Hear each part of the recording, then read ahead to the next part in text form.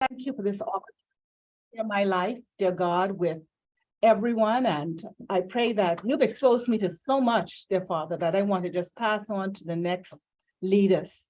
So show me, dear God, how I can do that in an effective way, even in these presentations this evening.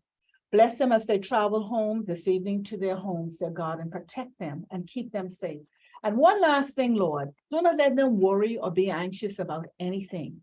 For you told us in your word not to be anxious about anything, but to put our trust in you. And that's what we're doing this afternoon, dear God. May you be glorified, and everything that we do this evening be for your honor and for your glory. In Jesus' name, amen. Amen. Amen. Great. Well, I just want to, you can take your positions, but I just want to remind you of several things before we begin this evening. Okay, it needs to be turned up the volume. The volume. Yeah. This is being managed by Gil. The volume on what this. I guess it's the last. So we could take it here, but when she speaks.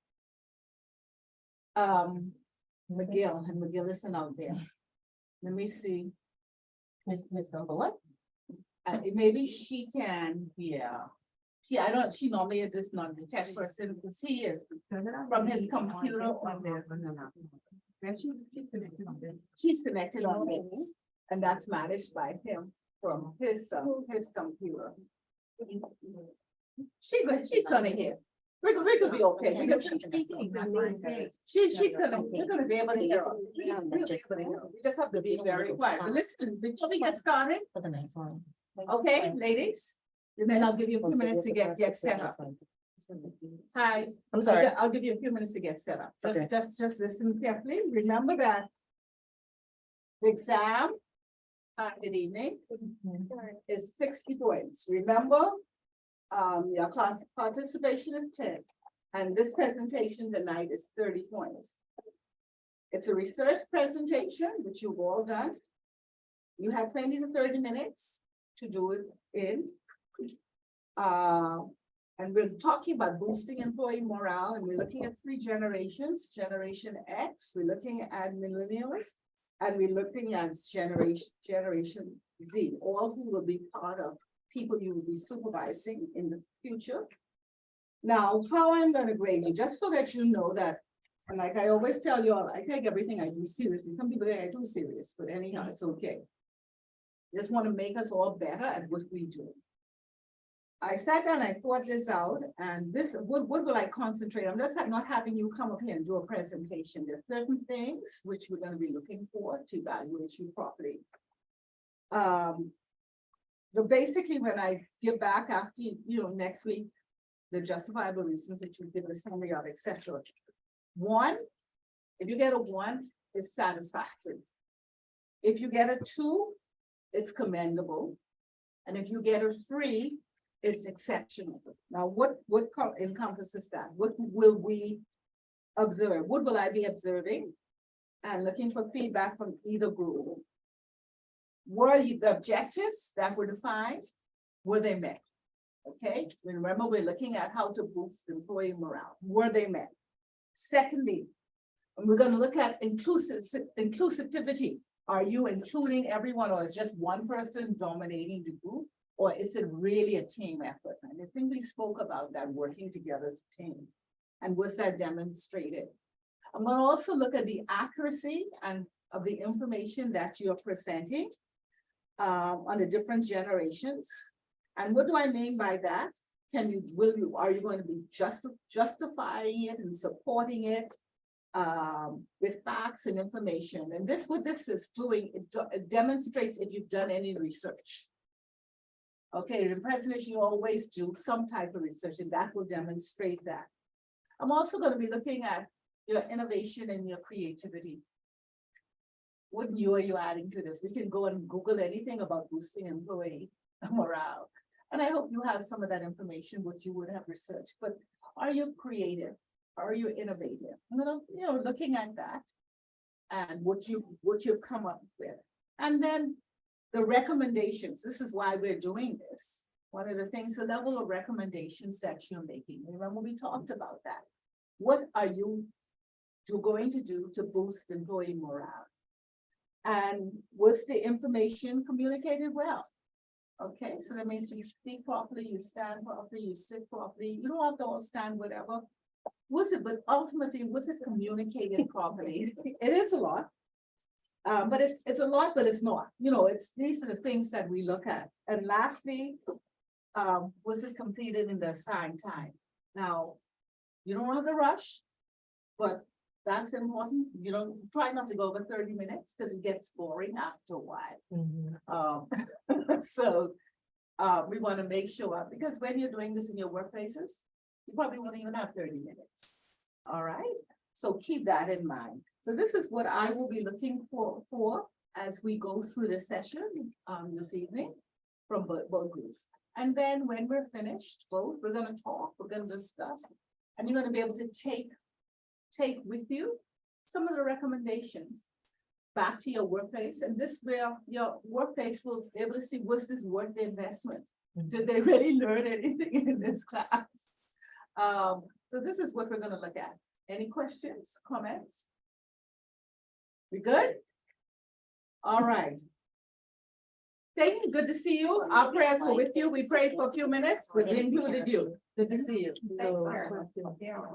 Okay. So let's rock and roll. Bodie, you good? You heard us? Yes, I did. Okay, so because you're part of this group. Right. Now, this Yeah, here but- sounds very low for That's what we Speak were to me. saying, because she has to present as well. Speak to me. Can you, so you guys can't hear me? We can hear you, but you're very, very low. That means, do you have a speaker from your side? Are you just using your computer speaker, right? I'm using my computer speaker. Yeah.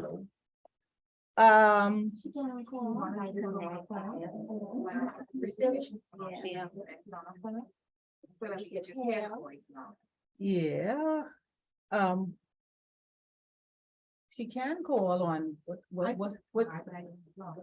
who, Habib? Because I want to read from my phone. Okay,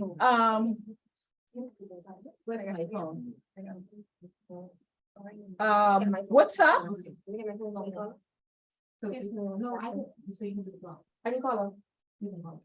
Okay, what we're gonna do, Bodie, when it comes to your time to speak, Mhm. we will, because of the sound, is very, very low. I didn't realize it was this low.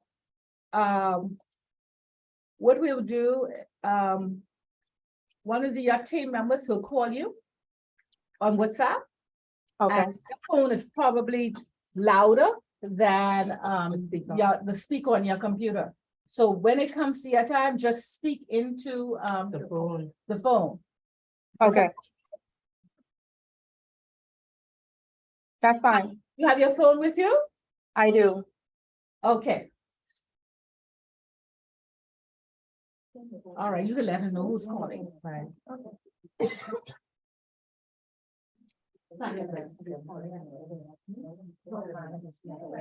You don't. Yeah.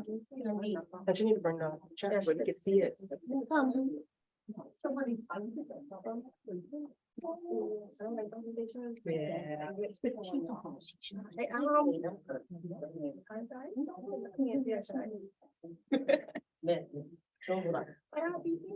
Yeah. Don't worry, when you start, you could forget all them. And then you'd be so busy looking at what's going on, you'll become relaxed. You get over it. Just even. At least in the class for when I was in college, I started to present between 50 people. Then you should be used to it. It's amazing. It feels good like that. So.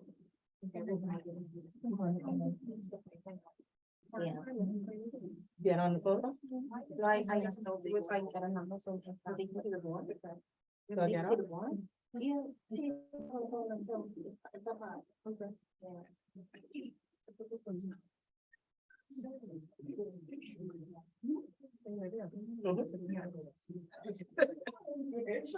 Ms. Blanco, you ready for us to start?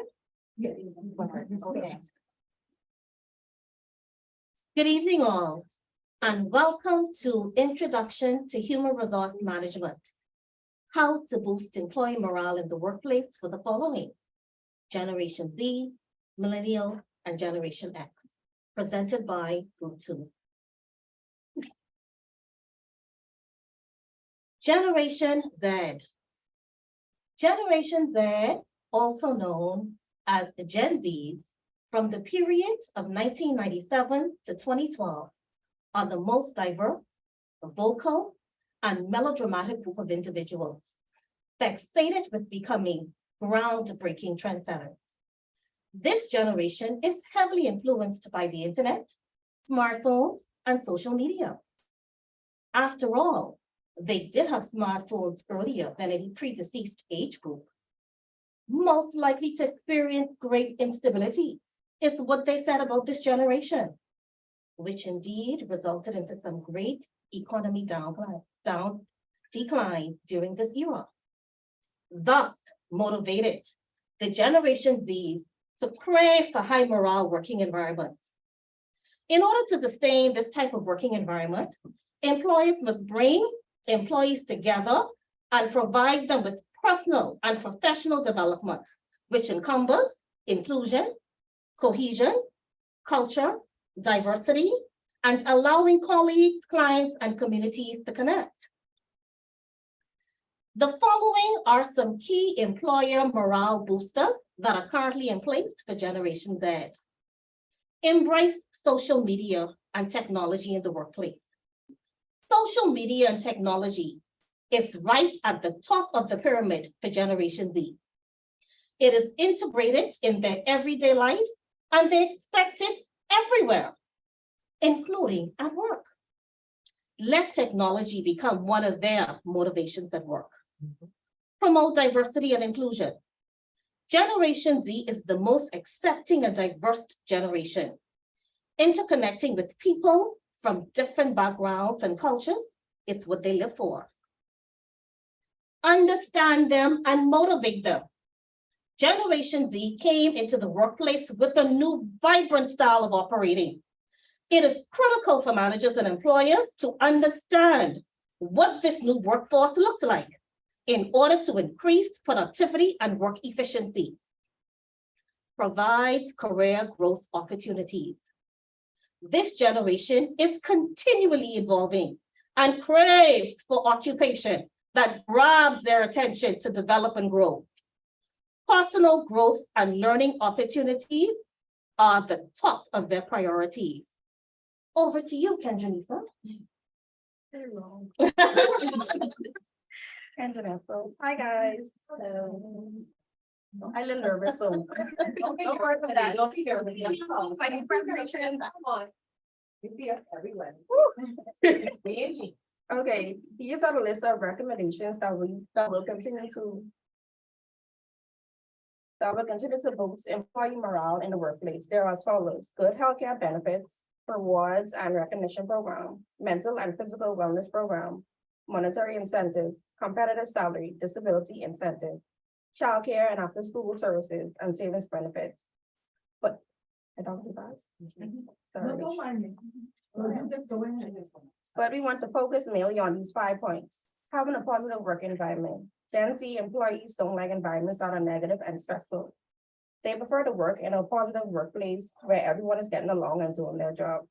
Having a positive work environment increases productivity, employee happiness, decreases turnover, and can help increase employee collaboration. Number 2 is offering mental health days. As we all know, mental health days are important. And 82% of Gen Z employees want mental health days. Parental lack of work balance is one of the main reasons why employees would quit their jobs.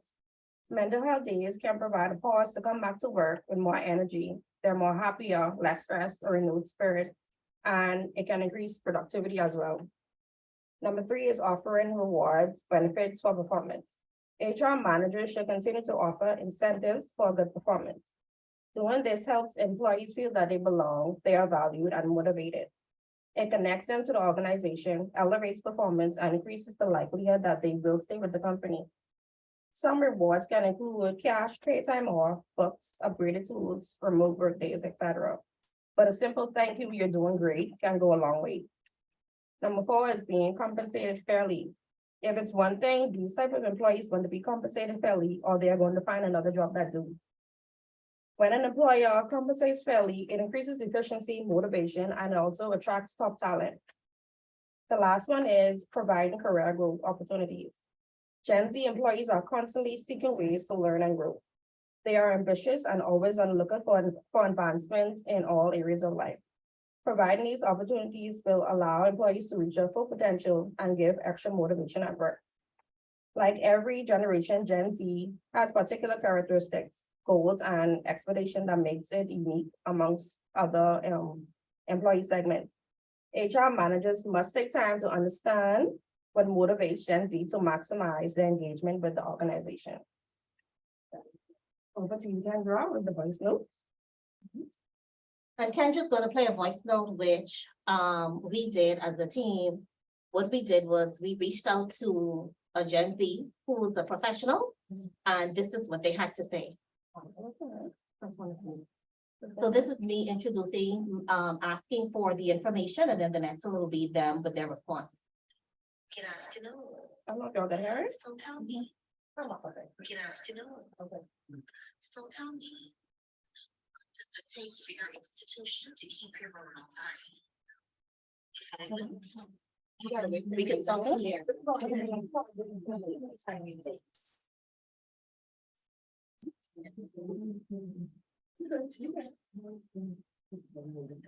your institution to keep your morale high.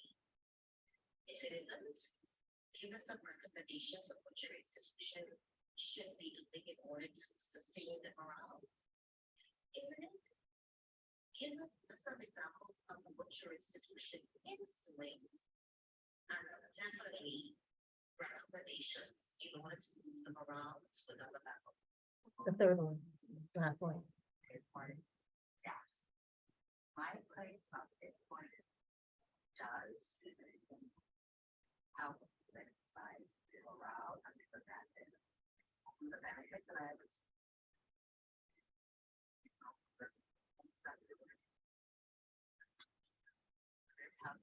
Benefits.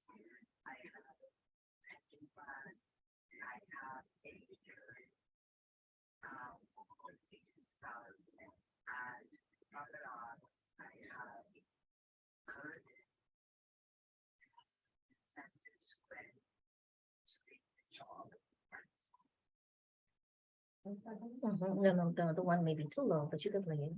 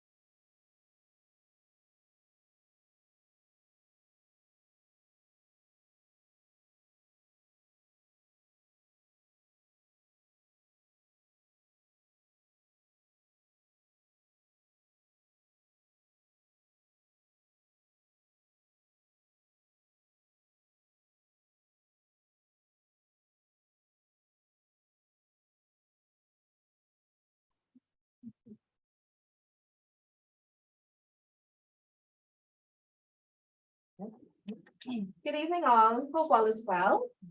We now move to the group that stands out the most, which is millennials, which is known as Generation Y. Who are millennials? Millennials are known as also known as Generation Y or Gen Y, are the demographic cohort cohort following Generation X and preceding Generation Z. Generation Y is the name given to the generation born from 1981 through 1996. Generation Y, also known as an engaged group of people that prioritize things compared to the other generation of the past. This group stands out the most because these were the power boosters. These were the persons who set the standard in the workforce. Generation Y makes up the largest group of the workforce. This is why understanding Generation Y we want to understand why they want to be rewarded and why it should be a high priority. Work is so important that is the basic and fundamental condition of human life. It is a source of goods and services that satisfy our needs. In addition, the work produces artistic and scientific works. It is the work that has allowed us the creation of the entire civilization. Based upon research and structural analysis, the key ways to boost morale in Generation Y are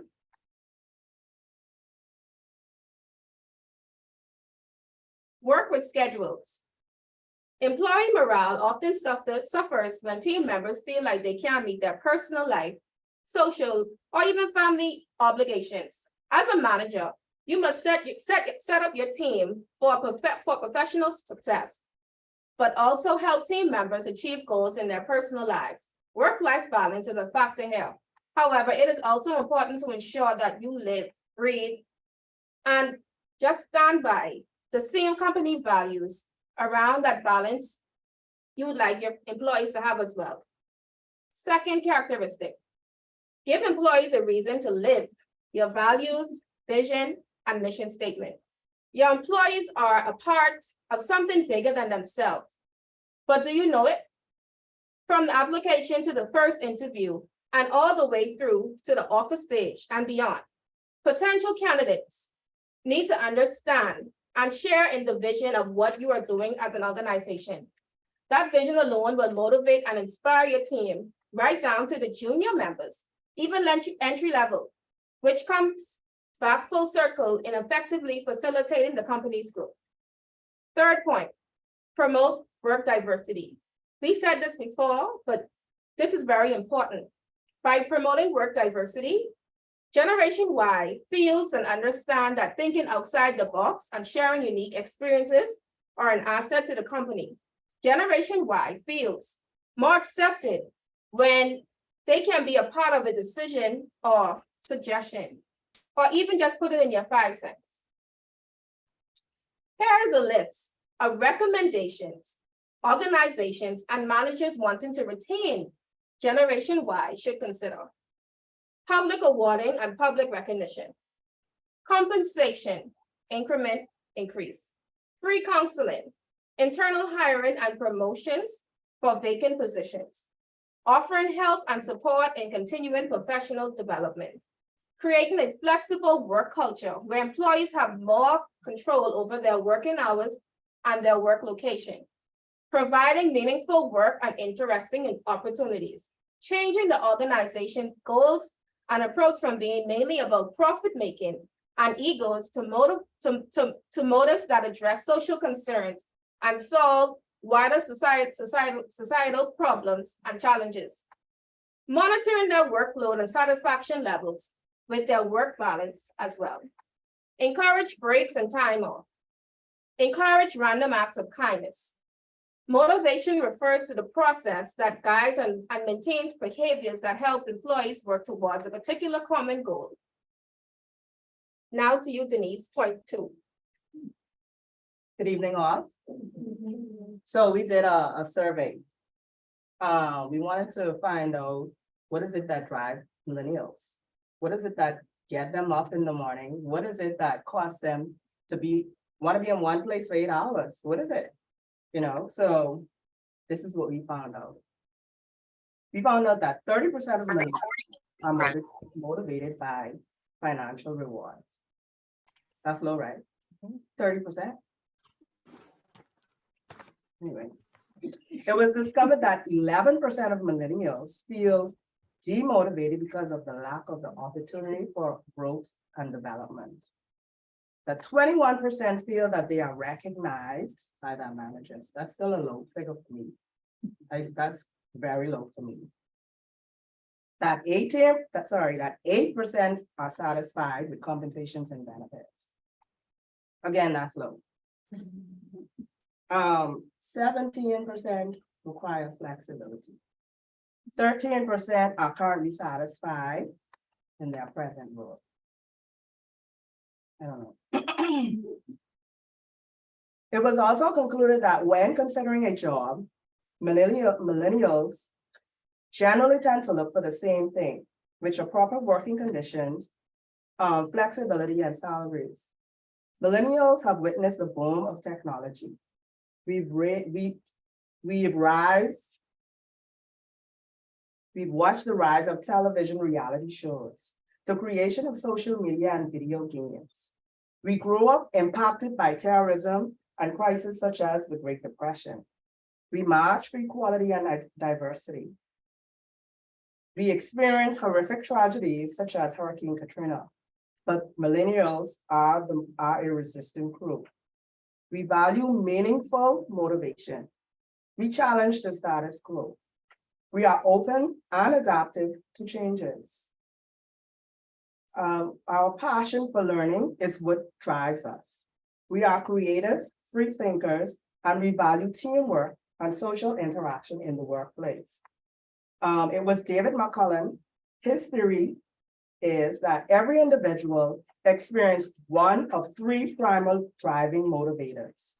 These are the need for achievement, the need for power, or the need for affirmation. Understanding which team member responds to which motivation is a great way to drive performance, results, and improve work morale. On to voting. Sorry, 1 second.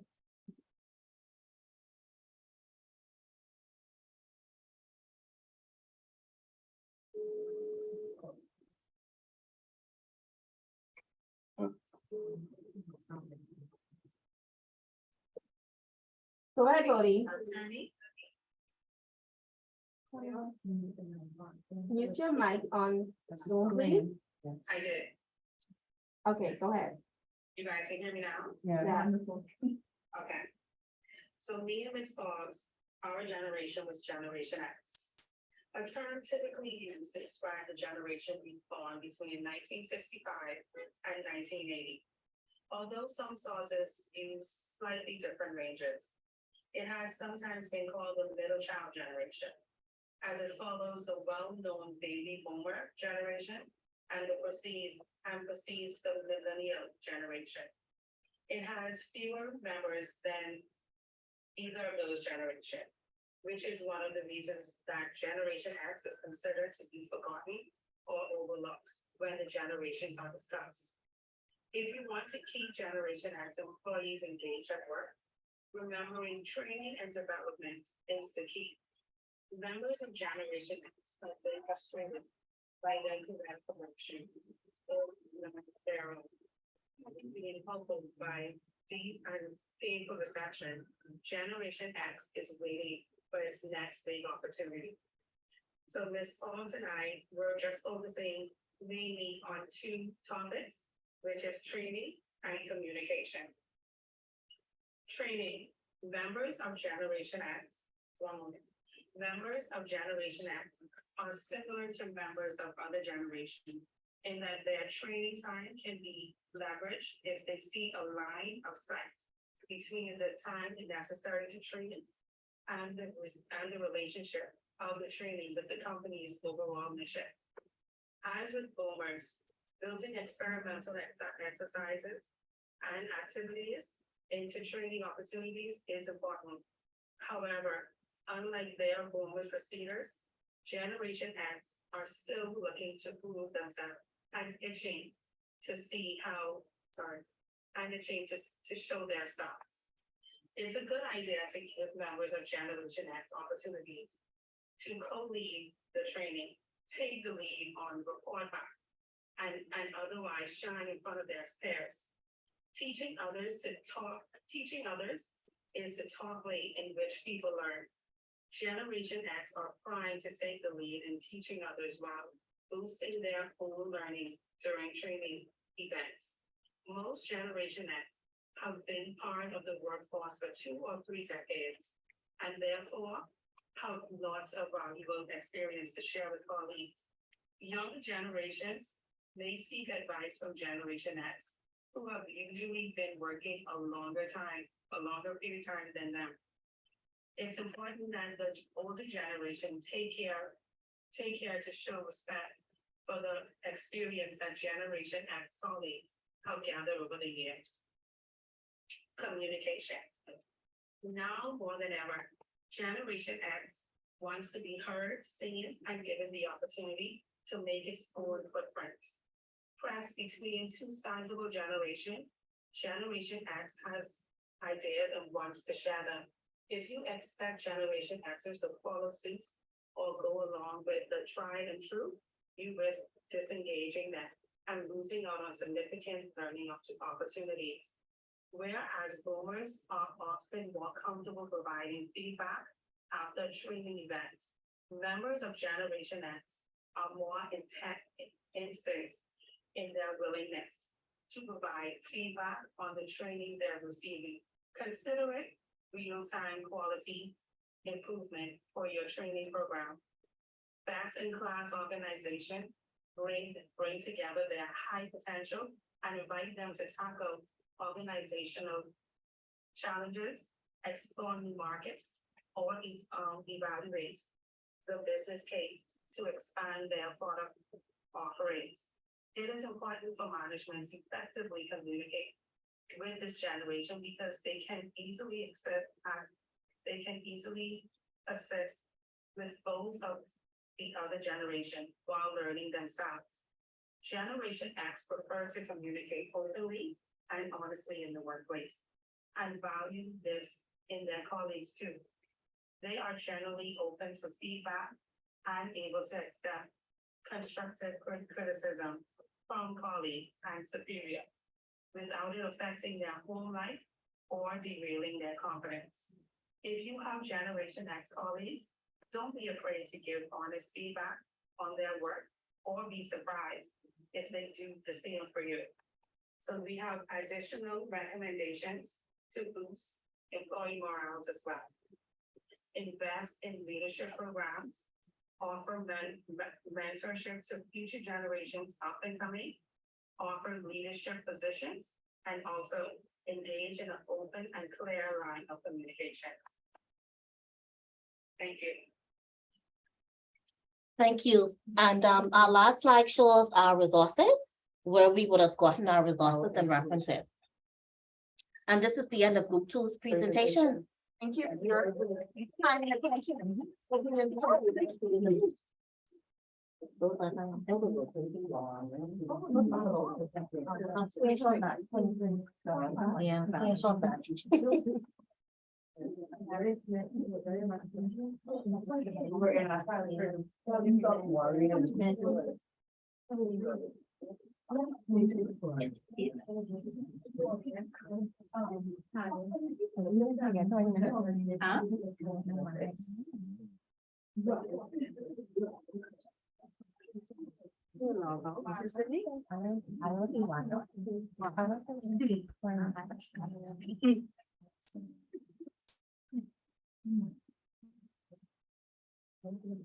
Well, that's your way. Your timing was good. I want to give feedback. Let's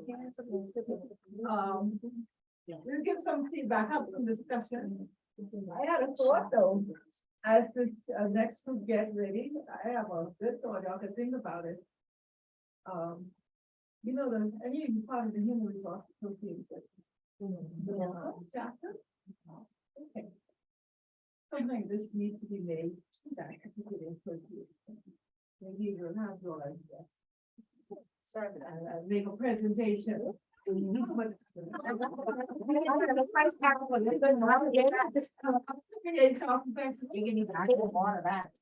a good idea. Resource Association, your upcoming students, your upcoming professionals. Something like your research in which you're presenting. could be a combined effort where something is presented to that particular group. So, and just, you know, there's times of open doors.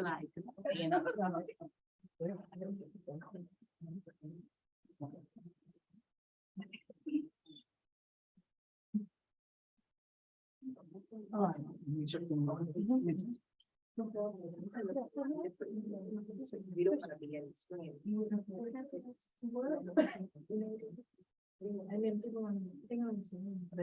That's so smart.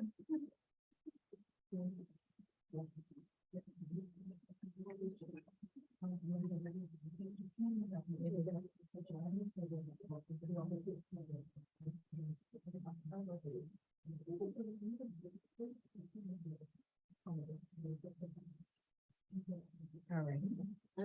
Let me kind of introducing.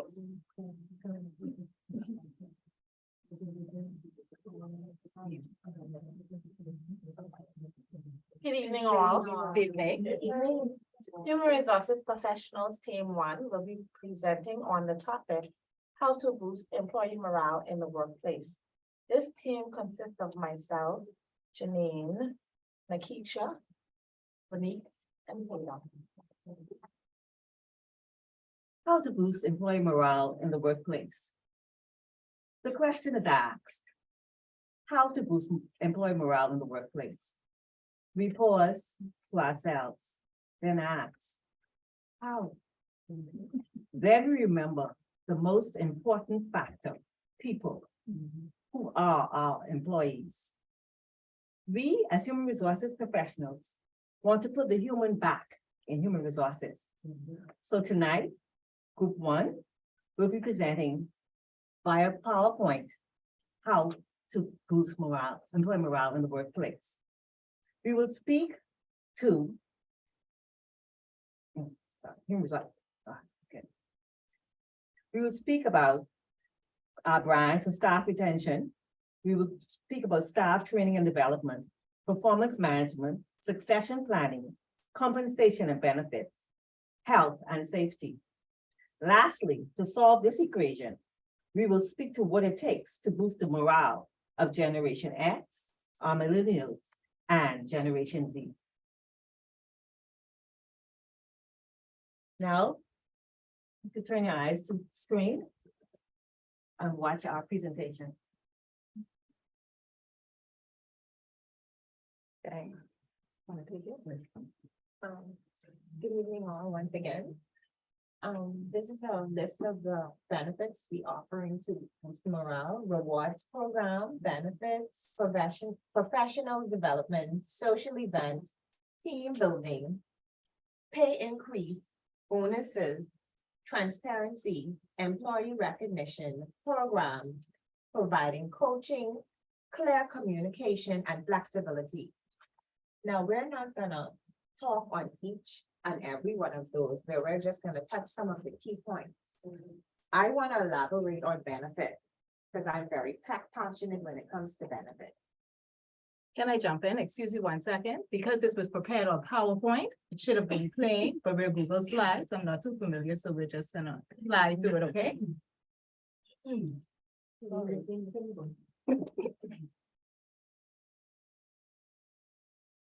Okay. Employee benefits and perks, like I said, I want to elaborate a little bit more about employee benefits. Of course, when you think about employee benefits, this is something that drives or gets your employees more enthusiasm as if I am getting something back from being in the organization. We have employee benefits. I mean, there are some examples as parking. We have corporate or happy or social happy hour, social event, learning opportunities. I want to talk more about benefits and about health benefits. I think that's a more prominent one. The reason being health benefit, health on the whole is kind of very costly, and a lot of persons don't have health benefits. So when you obtain a job and they provide that, that's a great benefit. With health benefits, it is normally given after a person has already passed the probation. Because we want to see if they're gonna stay with the company, because if you enroll somebody in having a health benefit, that's a lot of expense that's gonna come out of the budget for the person not to stay. You understand, you enroll them in health benefits, they do all the testing, and then afterwards, before 3 months, they leave. In terms of that, when you find a company that offer health benefits, that is that's very good. Along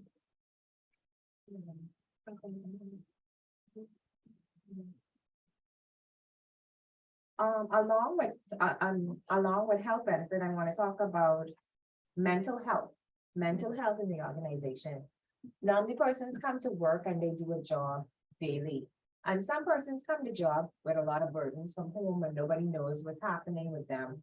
And you just expect them to give you their best. So we want to implement that. Mental health is very good, where we offer coaching or training sessions for our employees. Learning opportunities is a great opportunity where you can have growth. Once your company offer you, the expenses are provided in the budget where you can go to school and be able to grow. Okay. We can touch on coaching, mentoring. Then I really want to touch on flexibility and remote working. COVID-19, I want to bring an example and bring that about. COVID-19 has opened the door to remote working, as we all know. It's made us very comfortable. And as a millennial myself, it has eased the burden of, we have parents, we have different classes in that work environment. So to ease the burden of running around, doing school pickup, dropping off, you have that comfort of being in your home. Work flexibility also acknowledges an employee's overall well-being. It supports a healthy work-life balance. It embraces the idea that an employee can be productive and efficient in the performance of their duties, no matter when or where they are. Examples of the flexible working would be part-time, remote working, of course, staggered hours, which should help, leaves, you could take a mental health day, you could take a sabbatical. Yeah, that's all I have to say on that. So, moving along. We had videos as well to incorporate in it. It could still play. I can play it on. I won't be able to play it on YouTube.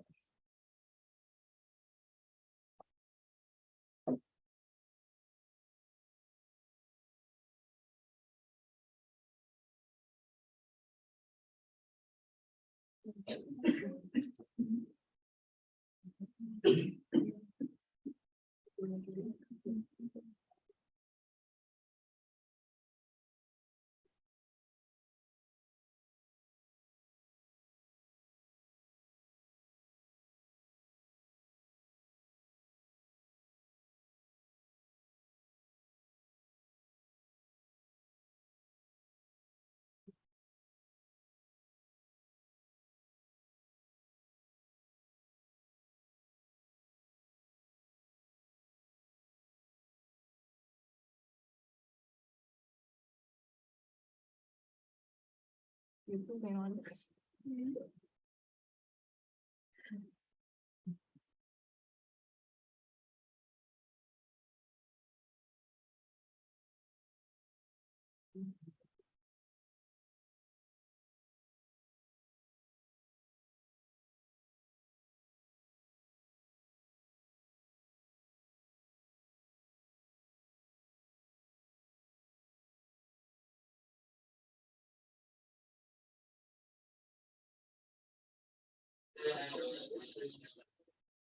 Okay, this is an insert that we had in our PowerPoint.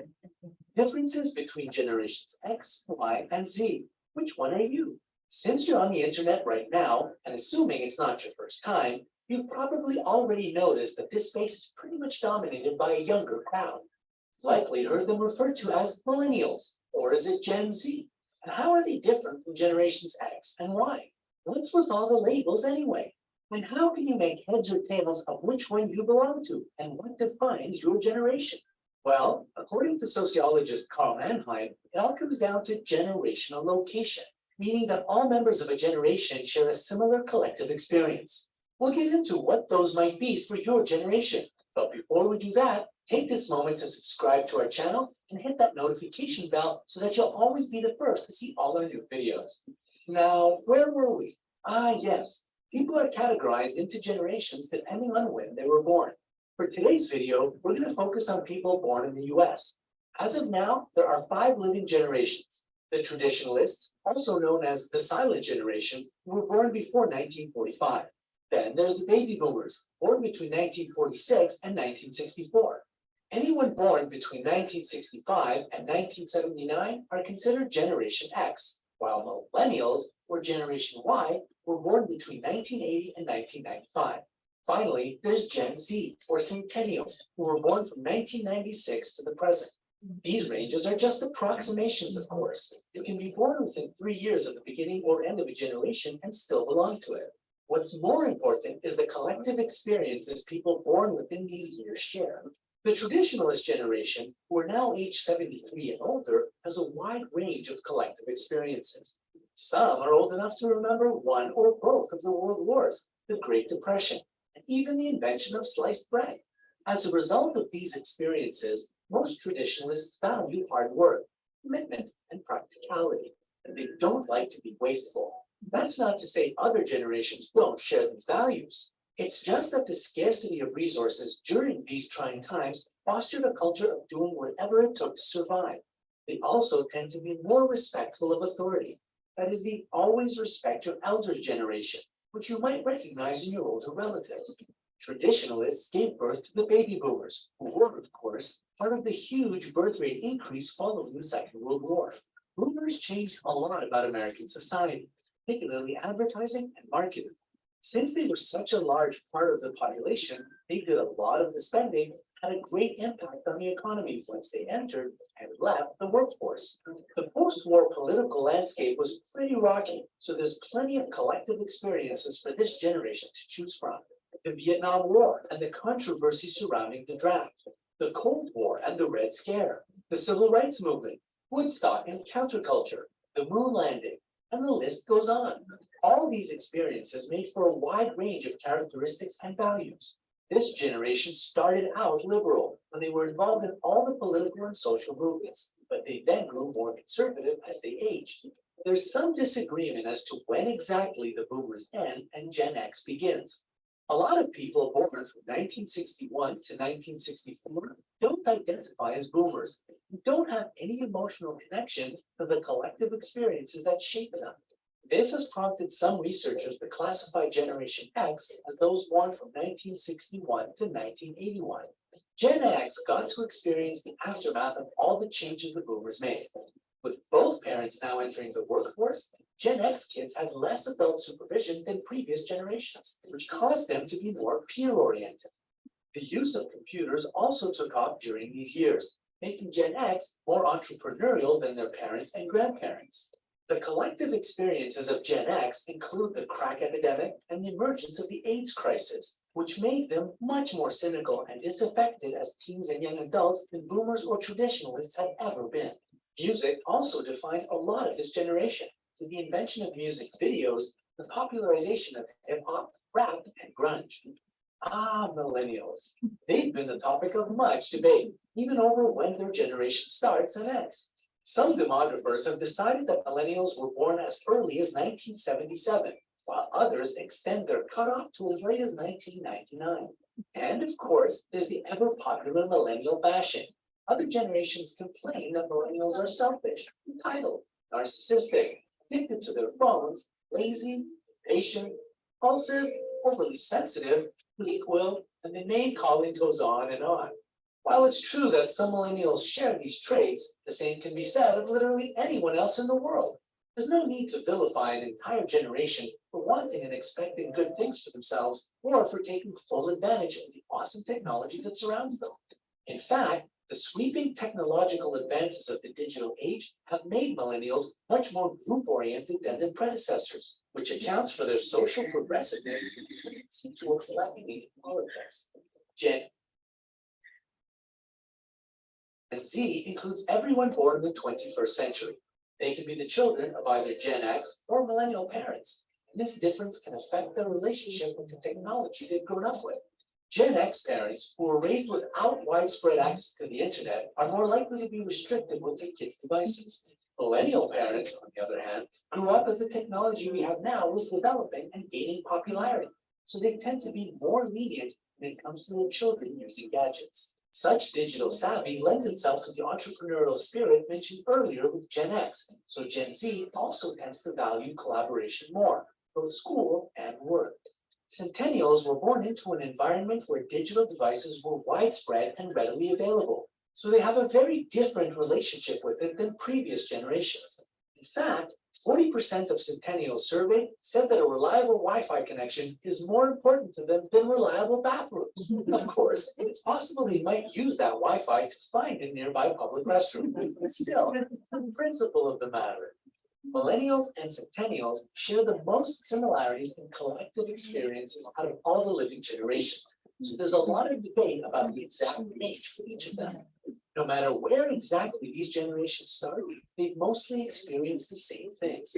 A majority of millennials can remember where they were when the September 11th terrorist attacks happened. They can tell you exactly when they got their first cell phone and when they first made a MySpace account. They can recognize the theme songs to Family Ties, Rugrats, and other popular shows of the 80s and 90s.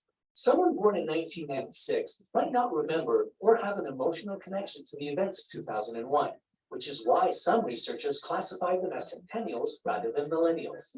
The technological immersion that marks the turn of the century and defines the younger generations has definitely affected how they communicate.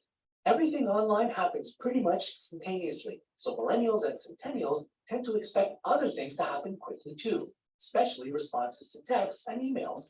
It's also led to a specific sort of humor in Gen Y and Z that completely baffles older generations. A lot of this humor references other jokes, so if you haven't seen a specific Vine or SpongeBob episode, then it just sounds like nonsense. You could even count bean culture as a collective experience the two generations share. But when it comes down to it, generational lines are just as arbitrary as borders on a map. They don't really matter. They're just stuff we made up to help define ourselves better. But really, you can define yourself and your generation however you want. So, what defines your generation? When do you think each of the generations start and stop? What are some collective experiences people share in the place you're from? Tell us in the comments below. Okay, so that was just a video to give you an idea of the different generations, how they think, how they work, how they move. So with that being said, we did a survey ourselves, whereas we communicated with some persons and we got a feedback. And we also, Renika's gonna go ahead and explain to you guys about this survey. The survey's like. What happened? The Google slide going, hold on, rate this.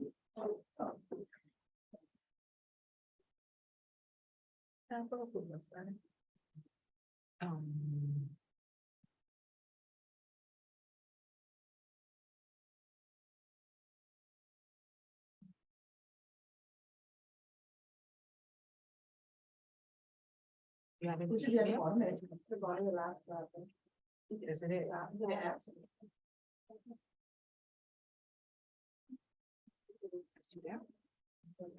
Oh, damn, just you do the last one.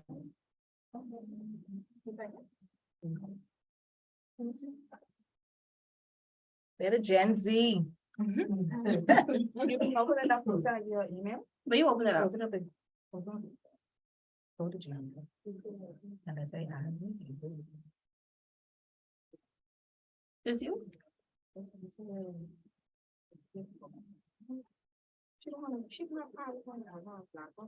No, she don't want PowerPoint, this one. Oh, you can open it online though.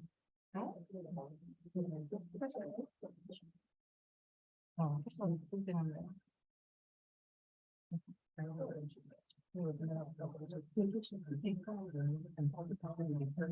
Yeah, you can start talking. Okay. Excuse us for our technical difficulties, we're gonna be up and running right now. Okay, so in the meantime, go ahead.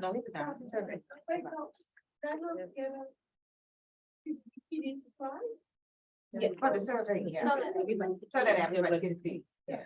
Okay.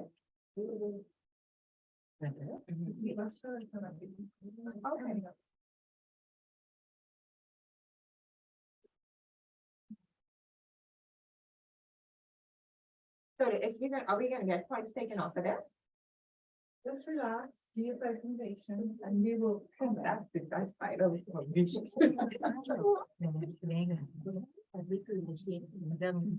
Why I wanted to go over that. Like, send you this. Okay. Relax.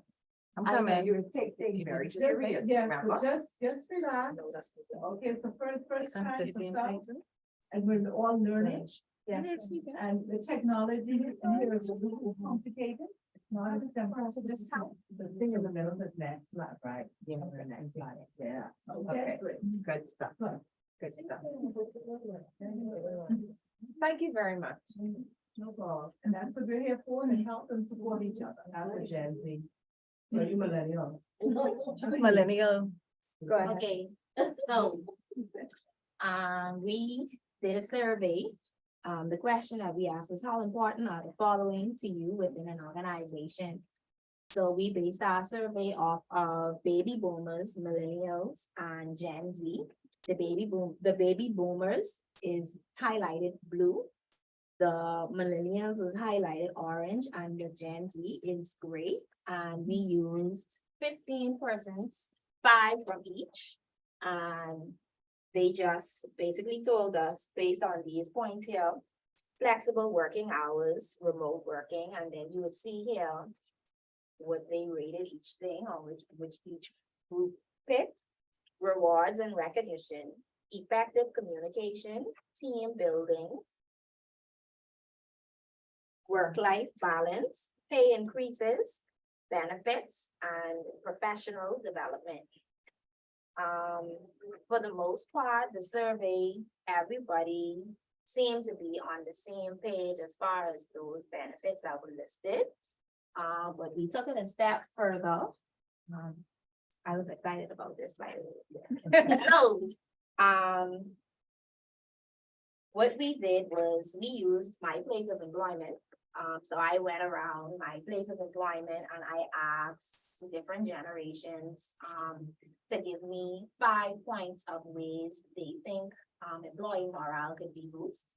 Told them not to think about it in Commonwealth Bank terms. I told them just generalize it. So I'm going to read some points from each generation to you. So from Generation Z, this person said reward and recognition, recognizing employees of the month or employees of the quarter for outstanding work can boost pride in oneself and even the company. Their second point was incentivize work. Find ways to make working an incentive for employees. Sometimes it's draining, so adding this bit of spice can be the extra push an employee needs to meet the goals the organization sets. Their third point was responding to feedback.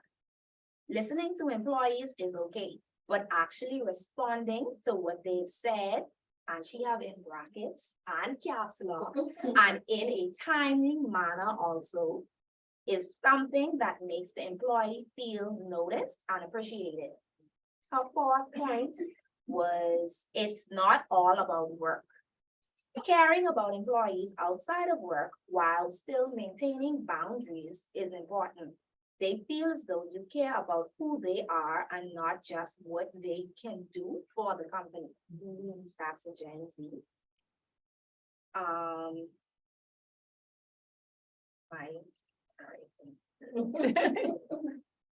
This person said.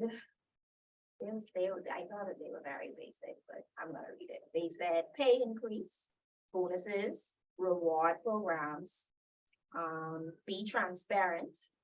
And implement an idea box within the workplace. My favorite one. This person, this is the older generation, of course, and they come in with the wisdom. So. This person said employee recognition and rewards programs, but they took it a step further and they actually gave examples, and I thought that these ideas were really good ideas. So they said financial incentives, gift card vouchers, and they gave examples, Starbucks gift cards. Their second point was on the employee recognition and reward programs was time management, flexible work hours, days. Their third point was provide mental stress day relief. So they have here 2 days per month or 10 days a year. Their second point was to provide a daycare area for employees with children. They said the hours could be 8:30 to 6 o'clock, and shift workers, and I love this, matured retired ladies. So they recommend persons that retired from the organization to come back to the company and babysit and still receive a little salary for it. Her third point was to provide lunch relief for staff members that are unable to afford lunch daily. She has under there branch company purchase food items staff can use for lunch. Example, bread, cereal, canned soups, cup noodles, etc., and distribute to those in need. Her fourth point was adopt an employee month. Take a collection of funds. Staff contributes, is matched by management to assist an employee with their financial expenses during a particular month. Her second point under that was therapy, counseling, service by a professional being offered to staff for those persons who are grieving or who may have experienced trauma. Her fifth point was staff funding. This can be done on a holiday. Take staff to a resort, for example, day pass to socialize and relax. Beach fun day, casual day. The casual day, she just said to allow the staff to wear their own clothes. Once it's the color of the uniform or something professional. And that was, just read one from each person that I interviewed. That's the end of the recommendations. So in conclusion, we want to reiterate that employee morale is important because it is linked directly to the fundamental things such as job satisfaction, employee engagement, employee retention, and productivity overall. Organizations with high employee morale tend to have healthy cultures, engaged employees, and desirable employee brands. Thank you. Thank you. Come on, give everyone a chance. I know.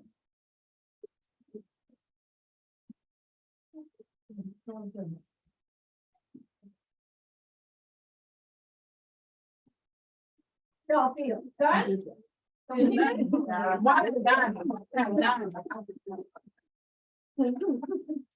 Oh, my goodness. Wow, I'm very pleased. I'm pleased about the amount of research that you both groups did. Seriously, to get the information that you came with, you had to do some research. So both groups, I'm just giving an overall synopsis right now, okay? So I'm very, very pleased with that. And I learned something.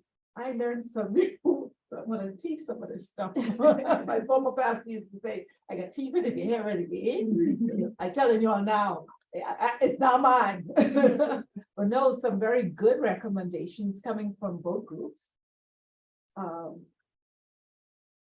And especially the last that mature lady. Yeah. She did a very key Yeah, point. That's fine, good. Right, some I haven't heard before, Yeah, and a lot of employees need financial assistance. they do. And, yeah, and what they drown themselves in work. But they don't know, that's why mental health is so important, to know what's going on with your employees. Just not let them come to work every day, just seeing what they can do for your company, produce the work. Which can you do for them? Yes. So if that time goes on. Exactly. Right, so that came out, that's, and both groups came up with that mental health. So obviously it's something that we need to address. It is, it is. Yeah. And it's on employment app, really and truly, it's something they I don't think I don't take think that so. seriously. They don't, and then we get Not mental health at all, think about it. And I think there's some advocates who are advocating for more attention to be given to men. mental health. that's very important. And you can do it through the Employee Federation, but it is so rare. Because all of us fight at some point in time with some type of depression, every individual. And if you have that support there, you're able to get through, but unfortunately, it's very dark for some people. Very, very dark. And they say it's like a tunnel that people get into and they just can't climb out. You know, sorry, not to cut you off, but the demographic, you know, a lot of mothers working, women in the workforce, you know, children, husbands. You have so much that you have to deal with. I think that focus is extremely important. That's Mothers crucial. we carry the burden of a lot. See that traffic this morning?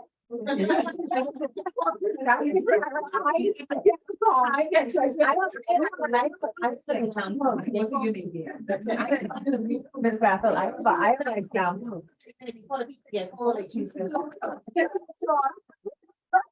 No, mental health, this is the lady, mental health is very important. I have an example. This lady works the Ministry of Foreign Affairs. I call her name. You go She ahead. works the Ministry of Foreign Affairs. Mhm. Nice, educated lady. That's how I put it, right? Uh-huh. She came to work normal, you understand? And then all of a sudden, she got up and take off all the clothes. You know what? You understand me? This is, Listen to me, yeah, you understand? However, this was the second time she did something like that on the job. Wow. Very sad, right? Very sad. I'm just talking about the capacity of the mental health.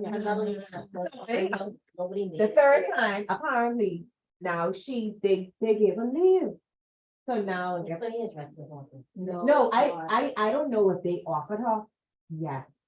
The gentleman who they sent her to, he's now deceased. God rest his soul. I know Dr. you Timothy mean. Barrett. Yes, they did wanted her to get some assistance, and I think he started to assist her, and now she is back and up and running. But you know, it's like the turn off, turn on situation. But like that's one- monitoring your employee as well, you know, you can't, some employees cannot work in high stress. But this is the sad thing about they it. I put want them to on the conclude front. with this. Because she has done it more than once on the job, and now that she has been assisted with some help, and now she's in her right frame of mind now, she's trying to come back to work. And it doesn't seem like if they're taking her back. They may not. No, They are. No, and they probably give it. Yeah. Probably so. But they have no, they have to take her back once the doctor Mhm. says that she's okay. Now Tim is dead, but I know Somebody that, else. They would refer to somebody else. right, they would refer, and she had to go through the therapy. Mhm. And once the doctor says that she's fit to take on duties, or the doctor may say she's fit to return to work, Mhm. but cannot take on the Certain duties. certain jobs. Correct. Her voice has to be reduced a certain percentage. This woman looked like She she. can work. She can work from home. This man. No, it doesn't. Working remote and Absolutely. it's not gonna solve that problem. You coming from an HR point of view, right? She's gonna have to take on less work. Isn't that going to impact everything on a holistically salary Not level? necessarily, No. no. You coming from your position, you don't. think No, the no, company's gonna- You're gonna put her in a corner, No. you're gonna give her less work, you're gonna be bypassing her, put it, carrying everything overhead and then she's gonna get frustrated. No, we don't That she's believe, not we don't, productive. I wouldn't be. I- I- No. Domestic companies don't do that, or the HR managers who have been exposed to now understand this a little better, don't do that. Okay, because I've done, well, Tim was one of, I've done. He works for done the with him. ministry, he's under the ministry, No, he has a private practice. yeah. But he is the consultant and was the consultant in quite a few places, even in the Anglican. Yeah. And then he was On at the- NIB, he was at Central, but he had a lot, he was Yeah. well known, and he was psychologist. And we could use him as an example. Mhm. Tim got to a point where Tim used to go around the street picking up garbage out of the garbage can. Okay, he had a mental, a drug addiction. They spoke about that in the funeral as well. Okay, but I actually knew him very well. I knew him during that time. And then he went, he got the concert, he went to London and he came back and he got training and then he came back as a psychiatrist. Of course, you have to be a medical doctor before you can be a psychiatrist, okay, to work in that area. So he understood mental illness to extremity and worked with people. And I have people who took it to his office personally, sent for personal counseling. Some came back, fine, they could function, and some had to have work reduced. But you don't push them in a corner. Okay, you become more tolerant. You give them less to do. Okay? But still something to do. Yeah, and when I say less to do in a less stressful Environment. capacity, Mhm. because there are some jobs of very The workload stressful. is high, Right, and it's just stressful, and you cannot, the volume, right, you can, fast paced. right, yes, and you cannot, and some people cannot cope.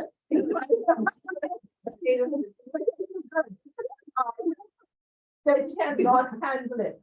What we get them to do, is as valuable as being in that stressful situation, but it's not stress related. They can do and complete the assignments in a less stressful situation.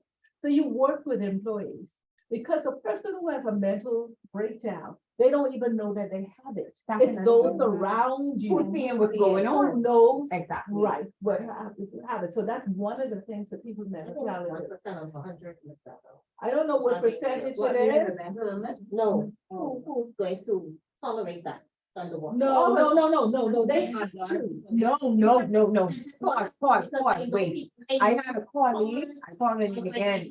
This lady worked with me at Deltex Bank.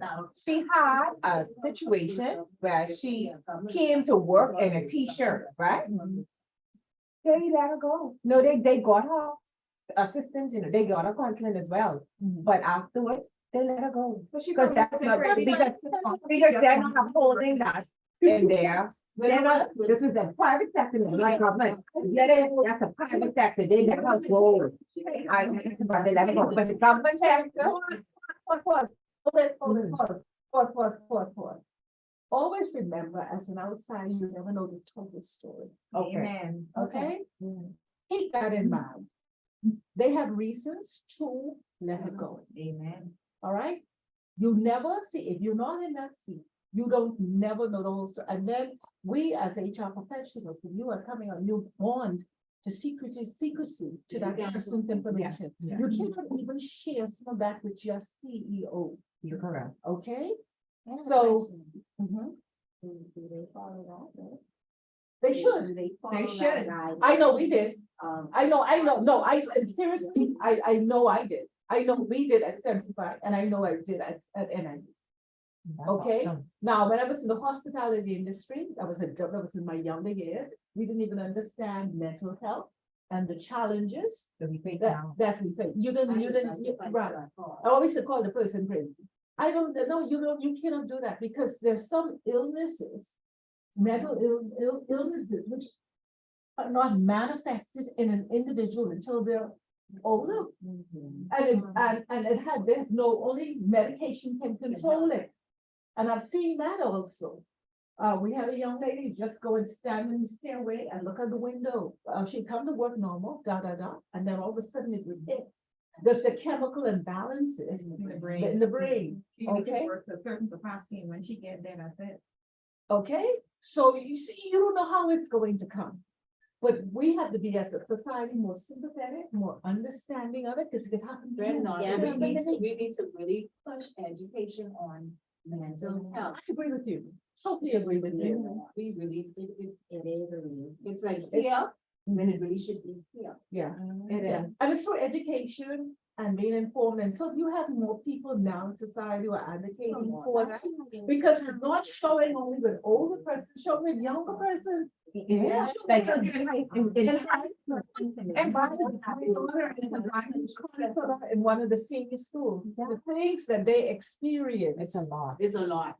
At such an early age, at such an early age.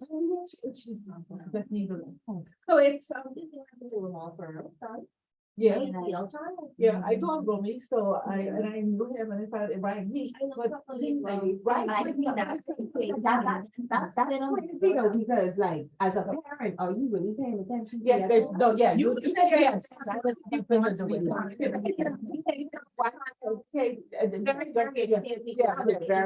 Yeah, they do.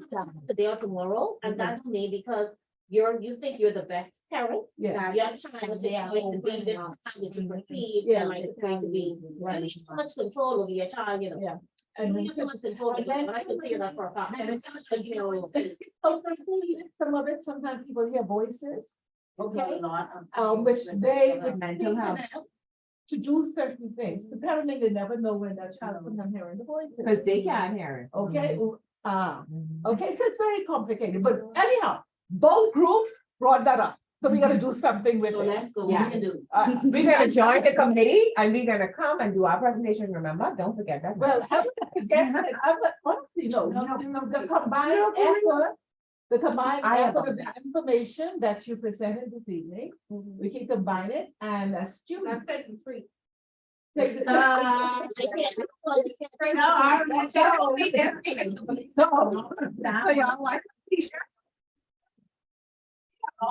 Yes. But we're gonna be there.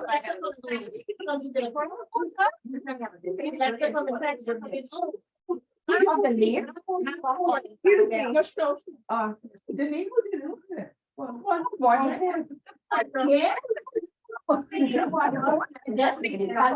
Okay, great. All right.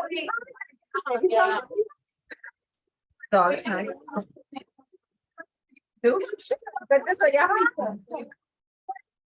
We're located in, The food can be. the Western Business Center. IT Markets Limited. Again? Yeah.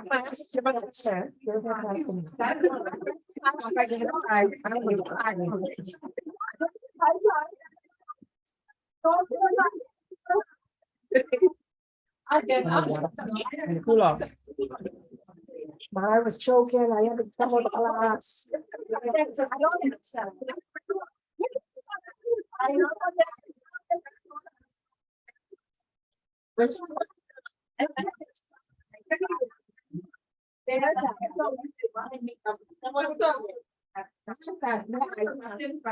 Where are IT markets? Where is Western Business Center.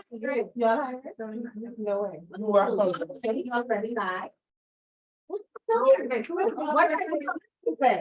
It's a part of program. That's a part of it.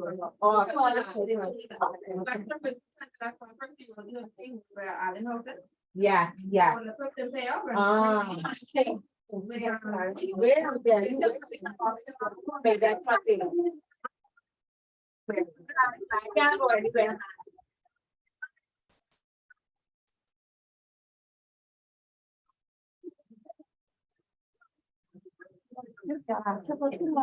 Yeah, this morning. We can't go now. Oh, yeah, it's on late. Someone can pick my workers today. I said, I don't know, I ain't paying them to stay with me. There was a letter from like, no, I spent 4 hours, and he take me to. Yeah, to be the smart thing. So the government. Girl, this one has got many calling. Yeah. Right. They should have, exactly, That was like, for Bay Street. I remember when RYP coming this way, never, Who needs to come? that's ridiculous. I had to let my mom say, But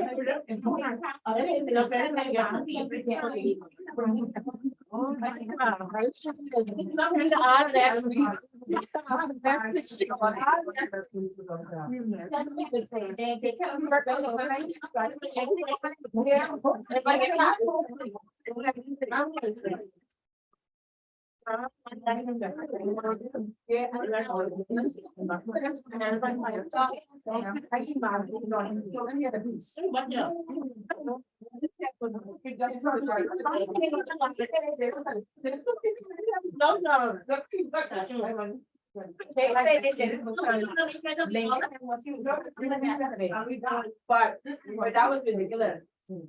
And when I come here, what even then? He even know cars on the road, what you doing this? Oh, no, they week? can't. No, they had, you don't see they drive this way, they had a whole, maybe a 10 minutes long line of police and cars and fire. They want, they can But go. tomorrow, they go have a-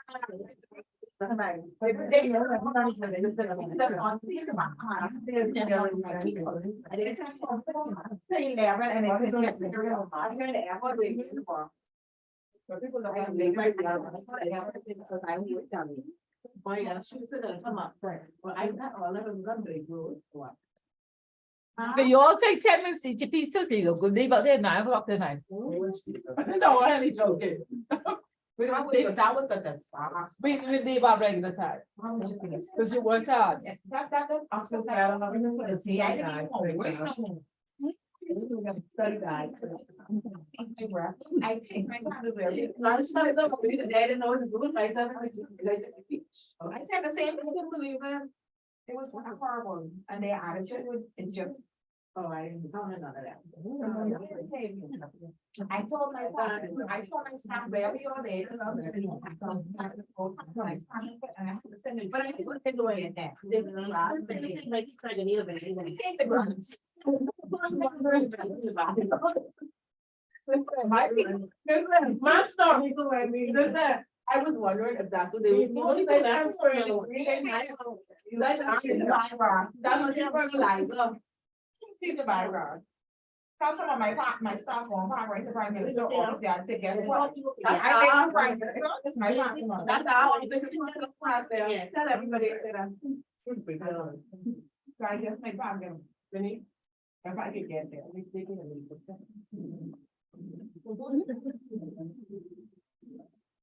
I can drive it. Wanna see how. And I drink with Coke, wow. You like, what's something? You're making me sick.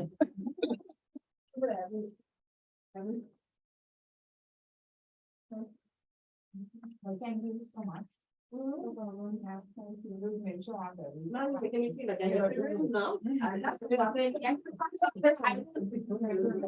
One.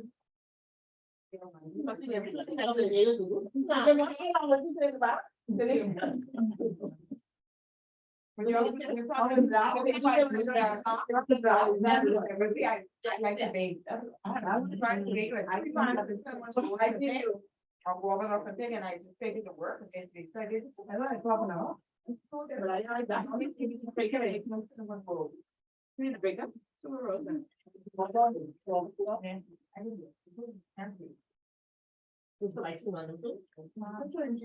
Denise, man, I can't keep up.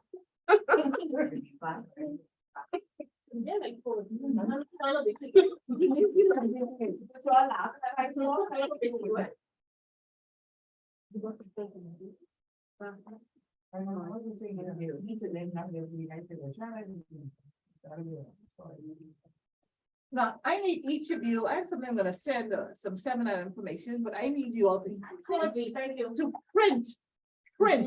your email, please. And your name. Just based on they're so small that it can't, they can't be understood. It's soda in, right? Yeah, the soda ends. Soda in. I thought it was.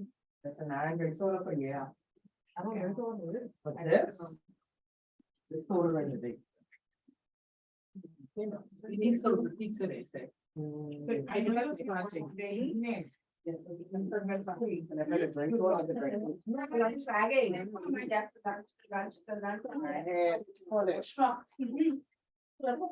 was walking in the morning, the grocery shop bag, the reusable bag, and my lunch bag. And stuff in my arm, everything. I say, who wants a boiled egg? I have four. Do you want one?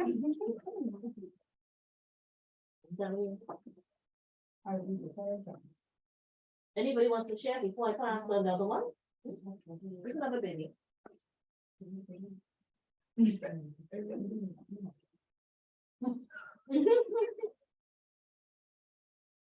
Okay, one knows what I do.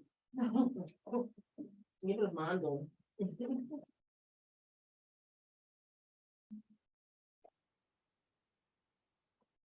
Yeah, that's you don't bring these books in front of me to make it look like you don't do what. I know. You love me to, I know. Of course we do. Let's try 7 years ago, but that's okay. My God. What those are the months and a half, I think. I can take that with you.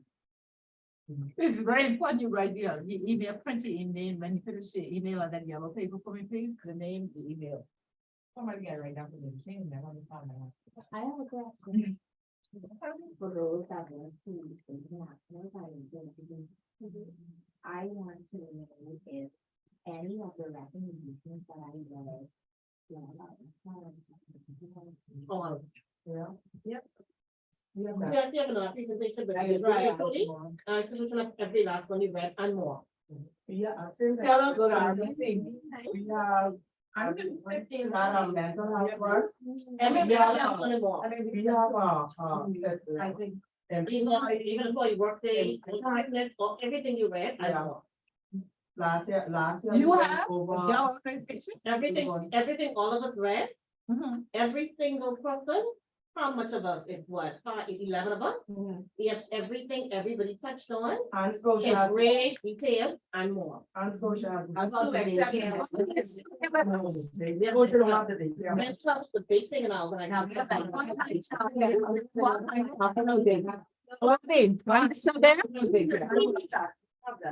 I want to know, not how they can't believe. When with Kamika? When we got the big Kamika project, I work with them, I wouldn't forget. okay. Bodie, I see Mr. Molly. On the second floor. You're very important. Excuse me. what How are you? Hi. I don't quite understand how you're still, how this is gonna benefit, but you're gonna have to take this entire course over. Because this is the first one and this is a different night tonight than, just plain lecture. It's a presentation from the groups, which plays a vital part, 30% of the grade Mhm. for the course. And we're just about finished the break now.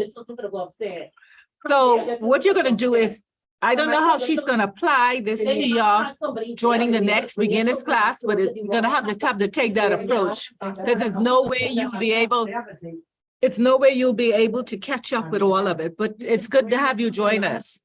Okay, that's no problem. You understand what I'm saying? Yeah. No, I get it. Because the 4 weeks that we have completed was culminated with 2 group presentations this evening. Okay. And then next week is review. You can join that and see, but I'm not quite sure how that's gonna work out because your presentation, your presence was, just give me a minute. Just give me a minute, just bring it down a little bit. Your presentation, and presence also, contributed to the overall Great. rating. So any particular reason, I'll give you my number. You could explain to him. I'll give a cell phone number. You can call me tomorrow and I can talk with you. 477-0915. I can give you some reading. You have the textbook? Yeah, I got the textbook. Okay, 477-0915. I can talk to you tomorrow day at some point in time.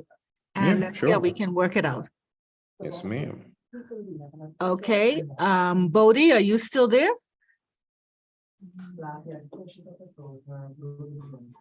Yeah. Okay, I'm so here. Yeah, Okay, still my here. apologies.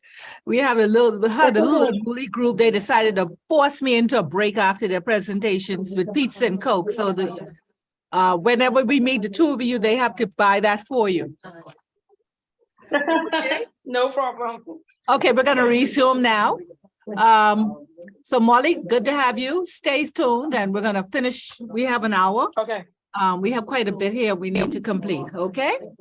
Okay. All right, let's rock and roll, ladies, gents, because we have two people online. A guy now? Don't, yeah. This the first class? No. It is Oh, okay. I just need you all, I give it to you.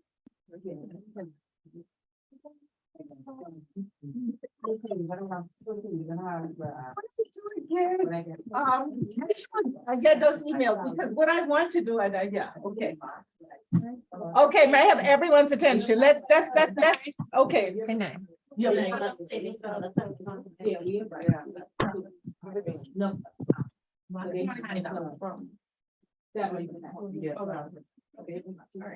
Okay, let's rock and roll, please. Those who aren't finished eating can finish. If we do have two people who are online. But it's a very important, I have some information, with some stuff we're hosting, companies hosting, I'd probably like you to extend it to your company. A supervisory and a workshop on the 28th.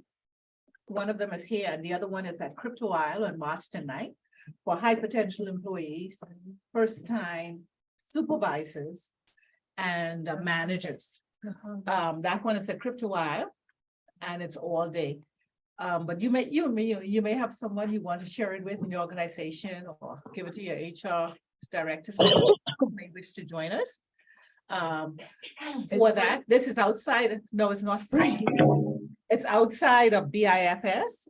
We use this facility for one of them. And the other one is at Crypto Isle. And you know about Crypto Isle, did you? Yeah. Luciano? Okay. That's where Luciano was. Right. Mhm. So one of them is there all day as well. But I can send, I can send the flyer with all the information and the costing and everything. One of them, the one at Crypto Isle is 500. The one here, is 300. But, it's 9 to 4. The other percentages are involved in it as well. The books, manuals, etc. You get quite a few other things outside of the regular classroom, but they've been good. And you may want to join us. I'd like to, if you give me all clearly your email addresses. I'll show you by tomorrow afternoon. You'll have it. Bodie, you all can, and Molly, you can WhatsApp me your phone, your email addresses, 477-0915. And I'll send it to you. Okay. Thank you.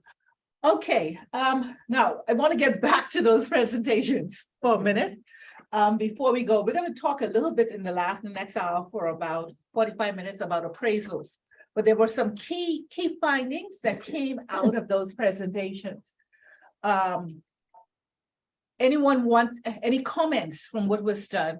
I saw a little innovation, I saw a little creativity, but one of the things, we do have technological challenges in this room. But putting all of that aside, what else that was highlighted that you saw common for both groups? Mental health. The mental health was Okay, good. we talked about the mental health. What else? Some commonalities and compensation as being, and benefits as being in motivators and stimulating employees Learning to development. do better, learning development opportunities. Work diversity. Was that work diversity that came up as well Flexibility. quite a bit, and flexibility came up. People are Mental seeing that as all generations benefiting from it, not just the Z. Correct. Mhm. What else we saw? Mental health. Mental health, yes, yeah, exactly. We talked about that. That's what we diverted here. Anything else you saw? Both of us, you said? Yeah, which were both groups shared. Yeah, one was mental health and then the. Recognition, given, incentives, like she said about a gift voucher or something. Right, coffee, a reward, And okay, and recognition. What were you saying, Molly? One of the things I think both of the groups touched on was that the inclusion of employees to make them feel welcome in the workplace as well. As that's- Inclusion of employees and making them feel welcome in the workplace. They want to be included and the Mhm. Zs want to participate and be seen. They want to be noticed. What's that? Very much so they do. That was common to both, everybody wants, Competitive salary. Competitive Um, salaries, it would yes. Also provide career growth opportunities. Career goal both, opportunities for both. for both groups, yes. Internal, promotion. Internal promotions was critical to all groups. Mhm. Transparency, yeah, the era of hiding is gone. Yeah, be upfront. I think that was with both groups as well. Inclusion, yeah, I mentioned that a few minutes ago, was very, very important. So what is showing to me, people are people, No matter what age. no matter what age. Everybody wants something. Now she's, who's that? Who's that? That me. Oh. Everybody wants something. Okay, so keep that in mind, that not only does the employer want something for whatever they're paying you for, but the employee also wants something for their time, their innovation, their creativity, and their giving. They want something back. We used to use a term when I was younger called WIFM, WHIFM, what's in it for me? Okay.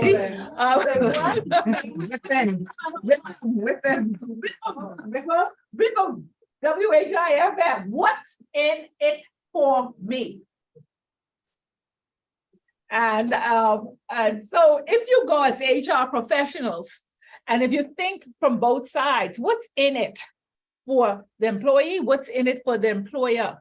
And you decide on what you want to do and what you want to give back, you will have a more engaging workplace.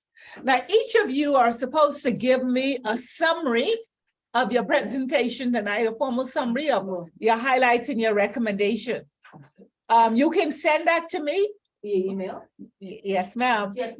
You can send it to me electronically. Molly, you wouldn't have been part of any of the group, but we'll talk tomorrow how we address that. What's your email? Okay. Presentation, we didn't get that when we got the directive, What I gave you, what? to submit a copy to you. This is No, we something didn't new say now, that. but we did a presentation to submit to you. Now you're trying what you said. Basically, what I said, I wanted, let me give you my exact words.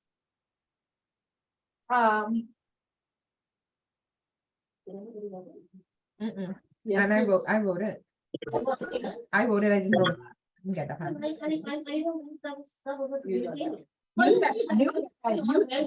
You can get incentive compensation, great research, justifiable recommendation, creativity and exciting. Yeah, so that's why I got it verbatim. Which are justified conclusion for your recommendations.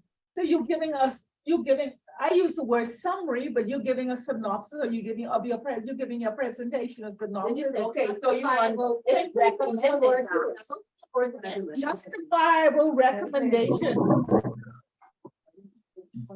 We want, what I want ultimately are your recommendation. You have the notes, eh? Thank you very much. Yes. Creative and innovative. Yeah. When you said now. Yes, yes, I did.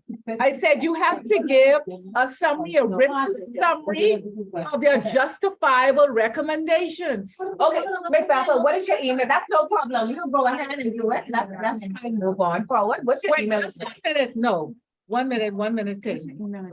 The important thing is that I get a conclusion of what you have presented.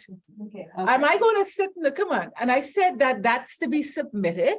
There are 11 of you, but there's one team leader, I would hope, or there's someone you would assign in your group to give a summary of your justifiable recommendations. Yes. That's all. No, Yes. I'm not arguing, I'm just my opinion. When you say justifiable summary, what my ask is, are you talking about the actual presentation or that needs to be summarized? That's what I wanna know. Can we keep it the same way how it was presented on our PowerPoint, both team 1 and team 2? Or do you want a short synopsis of the entire presentation? That's what That's she's why. The emphasis, what I want, written, documented, are your recommendations. Okay. Right, okay? And if you wish to, listen, if you wish to send in your PowerPoint presentation, that that's is fine. That's good, that's fine. But ultimately, I need the justifiable recommendations, which you can support through your research, the facts that you give. The survey. The surveys is good to support that as well, the interviews which were done, the voices that were made, okay? And those recommendations, and they are from people and from your surveys would have covered the generations, the voice note would have covered the generations, and the interviews would have covered that. So you're making a list of however you want to present it of those recommendations. Okay, that is the meat. That's all the whole purpose of the assignment is what are we going to do and take back to our workplaces to boost employee morale? Okay, that's not to, and my email address, you can send it to me to Cipriana. My name is CYPRIANNA. Cipriana, CYPRIANNAB.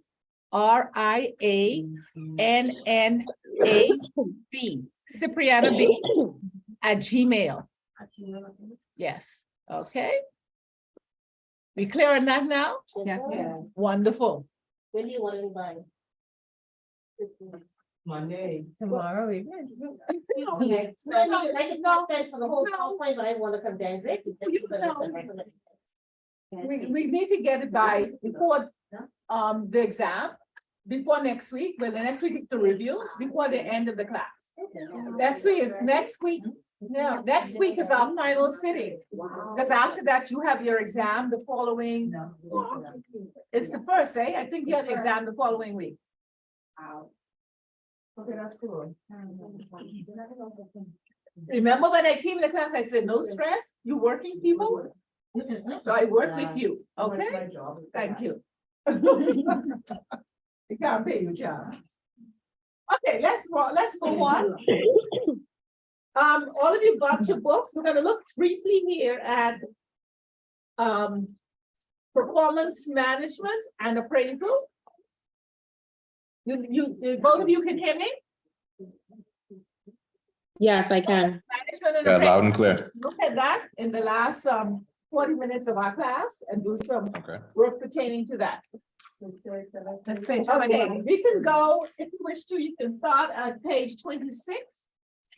We're gonna reference that in a few minutes. Mhm.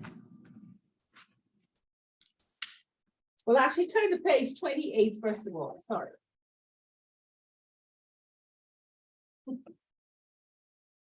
Which gives the definition of performance management. Page 28, it defines performance management. And these are two formal definitions that Mrs. Marcel had collected. One of them says performance management is a shared understanding about how individuals contribute to an organization's goals, and effective performance management and appraisal process focuses on aligning your workforce, building competencies, improving employee performance, and developing and driving better business results. Secondly, performance management is a planned process of directing, developing, supporting, aligning, and improving individual and team performance in enabling the sustained achievement of organizational objectives. So when I think of a performance management, my definition is that basically a very simple definition. You are evaluating the performance of employees and how their work aligns with you or with the organization fulfilling its vision, its mission, and its goals. So 3 points, basically. The organization evaluates the performance of an employee and how that performance affects the organization fulfilling its goals, its values, its mission. Okay, how is your work impacting the organization expectations? Very simple, 3 things to keep there in your mind. The employer has expectations. The employee has expectations. The employer pays you to perform a certain job, and that certain job has criteria or elements which are outlined in your job description, and it tells you what to do. And so at some point in time, there must be some type of evaluation if you are meeting those expectations and how you are meeting those expectations. And when that is evaluated, and there are all sorts of tools, and we won't get into that until we do it, and some of you may do the advanced, that can be utilized to measure your performance, okay? And to determine if you're the right fit for that particular job. It also helps to determine where your career performance, but what needs to be improved, what training and development you need to be exposed to even perform better. And we will talk about that in a few minutes. The activity on this page asks you to do 2 simple things, and you can use that in your time. Talks about what are the common threads in the 2 formal definitions. Basically, it's asking from the definitions given here and what I've just said to you, what are common threads? I just given them to you. The employer, the employee, the job expectations, okay, as it relates to the fulfillment of the vision, the mission, and the goals. And they are measured to determine if they are being met. And that's basically what performance management is all about. Now, the appraisal, the system that is used, or the tool that is used to measure that varies from organization to organization. If you go on Google and you input appraisal, performance appraisal, you're going to get tons of different types of appraisals that can be used. Some are, you may say some are dated, some are modern, but at the end of the day, I just want to know how well you're doing the job. Some are very sophisticated and complicated because of the job expectations. And you would find that measuring technical skills is a little different from measuring soft skills. And the criteria to determine what makes it excellent, what makes it very good, or what makes it satisfactory differs, okay, from organization to organization, from job to job. But there should be, there are some people who go into organization and they never get a performance appraisal. They've never, some people have been there for years and they've never had one done. So they don't know where they're at. KPI. Wow, they don't really know who's in me. You've never had one? But not here. No? Wow. I'll leave it there. Just You just on there. 1 year? 4 years? And it happens. Do you have memory of that? They're not here, they're abroad. Yeah. It's also. It happens for different reasons. Sometimes your direct super may be promoted. Sometimes the direct supervisor may leave. And there's no one there to measure your performance. Yes? So I have a question. So in her case, how do they determine what her increment is going to be? So because her increments are necessarily based on her performance. Work ethic. No, there are other things which may drive that increments, and I'll talk about it in a minute, but I don't know. I think it's just that, I think it's just, at least for me, for my company, Mhm. it's the culture. In my They company just, too. I definitely know, International. yeah, these international companies, they just here, so we just follow that, you know. They And do so it, you they have- make enough money, you know.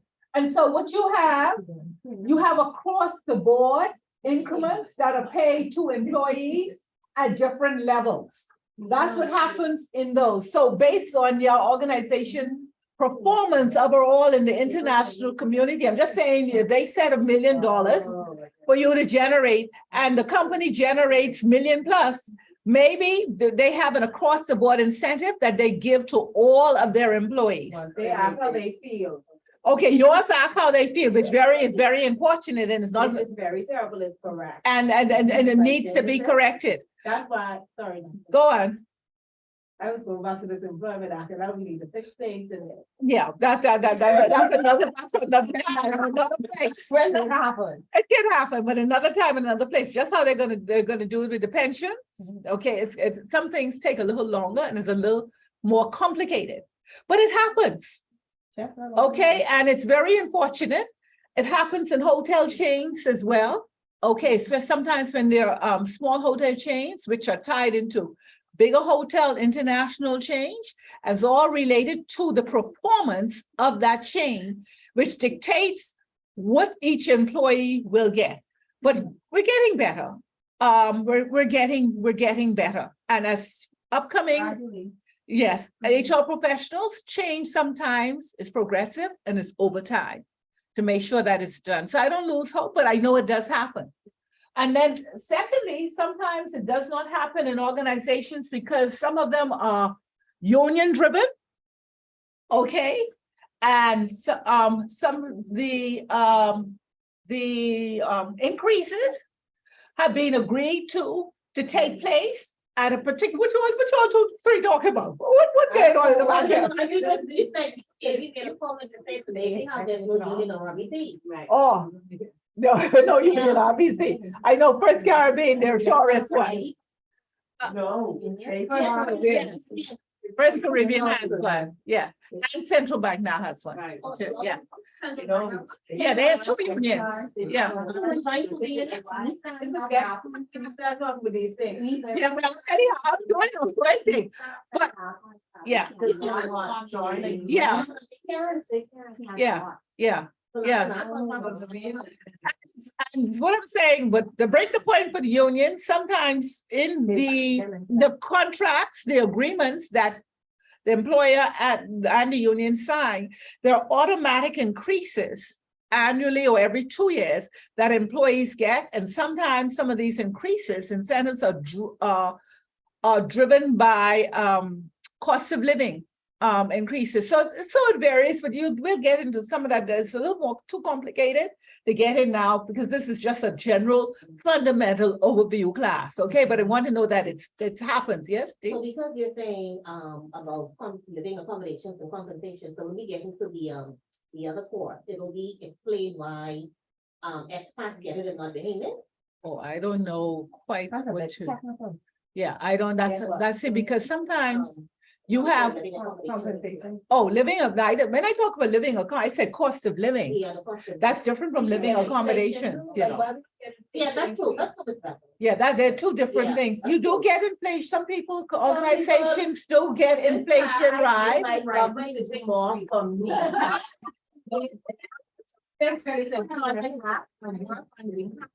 Of the Bahamian people, we have a lot of foreign employers now. I can need them to get it together. Yes, ma'am. Hey, Mine. why you? Up my battle.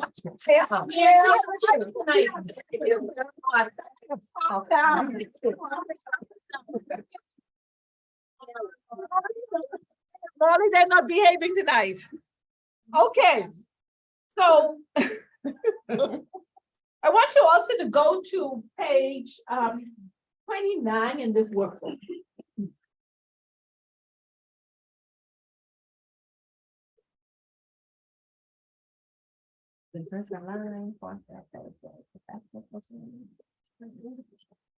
What we going to do, 29? Look at Yeah. this. Speaking of 29, I'm gonna give you some information. 29 shows how the alignment of certain activities, how it relates to an effective performance management system. And this picture on page 29 and the bottom shows all the components which contribute to a proper performance management system. If you look at the bottom, first of all, it talks about continuous supervision, training, priorities, communication, growth, make sure your training being measurable or your performance being measurable. Talks about feedback, development, improvement, are the objectives to goals met. Coaching, has that taken place? All of these things, are you being monitored? Impact the performance management system. And at the top, what it's showing there is the performance management system should ultimately be aligned to the elements identified here, such as the business. And that's once again your vision, mission, goals, the business strategy. Every activity should be tied into that. Then it talks about the culture. It talks about the maturity of the organization. Is it user-friendly? Is the process focused? So I want you to keep that in mind, because we're going to go back to a few points here, which I have, and we'll come back to the book in a few minutes. I have noted here that you may want to take some notes and just rough notes as we go along here. Employee performance is essentially what an employee does or does not do. And the performance of employees affects how much an employee contributes to the organization. So when we talk about our performance, how much are we actually contributing to the organization? And how is that being measured? How is it being measured? It's being measured by the quantity of the output that the individual is doing or giving. It's also measured by the quality of the output. So how much work, how well it's being done, the quantity of the output and the quality of the output. Also, timelines are very important when we're talking about employee performance. We're not going to give you a month to do something that can be done in a day. That expectation is, is not real. So also when we talk about employee performance, we value how quickly you get it done. So timelines are very important as it relates to output, what you're putting out. Also, your presence of work. That's measured. You sometimes, if you look at some of the appraisals, you see attendance. Your attendance, your presence at work is very important. That's part of the evaluation. Some people do well, some people don't turn up to work. And some people just do the minimum that's required to keep their job. These are real things that you come across. They're just enough so you don't fire them, all right? Or I say they don't release themselves to their destiny. So your presence of work is very important. Another thing that is measured is your cooperativeness. Are you a cooperative person? Man, we have some people, I've seen in organizations, they just do not cooperate. They are difficult, Very much so. just difficult. And you can't have ask problems them with everything. and you can't ask them to do nothing outside that scope of work. Things changing, right? Things changing in the environment, which you have no control over, but we have to cooperate to move forward. But some just do not cooperate. So that's also measured when you're looking at your evaluation, your cooperativeness in the organization. And there are other dimensions that you can add. If I ask to go around here, probably you could add some other things you've seen in your evaluations. Anything else that you've seen? Any other dimension? I would say the value of output, like the value of what you present, how your work is being presented. How your presentation, No, no, that's present at work, eh? well, attendance Quality, also that's present. Quality and Quality and quantity. yes. Yes, anything else though?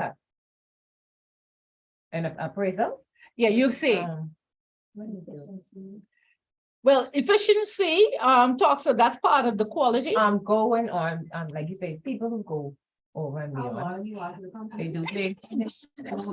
More initiative, very good. Initiative is measured, very, very good, yes? Going over and beyond. For instance, some people do things without you asking. Yes. How you upgrade yourself without again, I guess I could be on the initiative. How you continuously upgrade yourself and to learn and offer to do new things to get new. Yeah, that's very important. Self-initiative is very important. And then you have initiative where you go outside of your scope to make some things happen. Right. Which relates to the teamwork, the organization, and then it's team working together as team. But there are also some self-initiatives that you can do an individual to consistently upgrade yourself without being asked to do it. So that's very, very good as well. Initiative. Anything else you've seen in appraisals? Bodie? Molly? No, I haven't seen anything else. Okay, Nothing Molly, what else. about you? Basically, this is Nothing basically else, 'cause- everything that you do see. I mean, what you've Pardon talked about me? kind of covers, no, everything Wait, that you talked about. remember this is very low, so just 1 minute. Go ahead.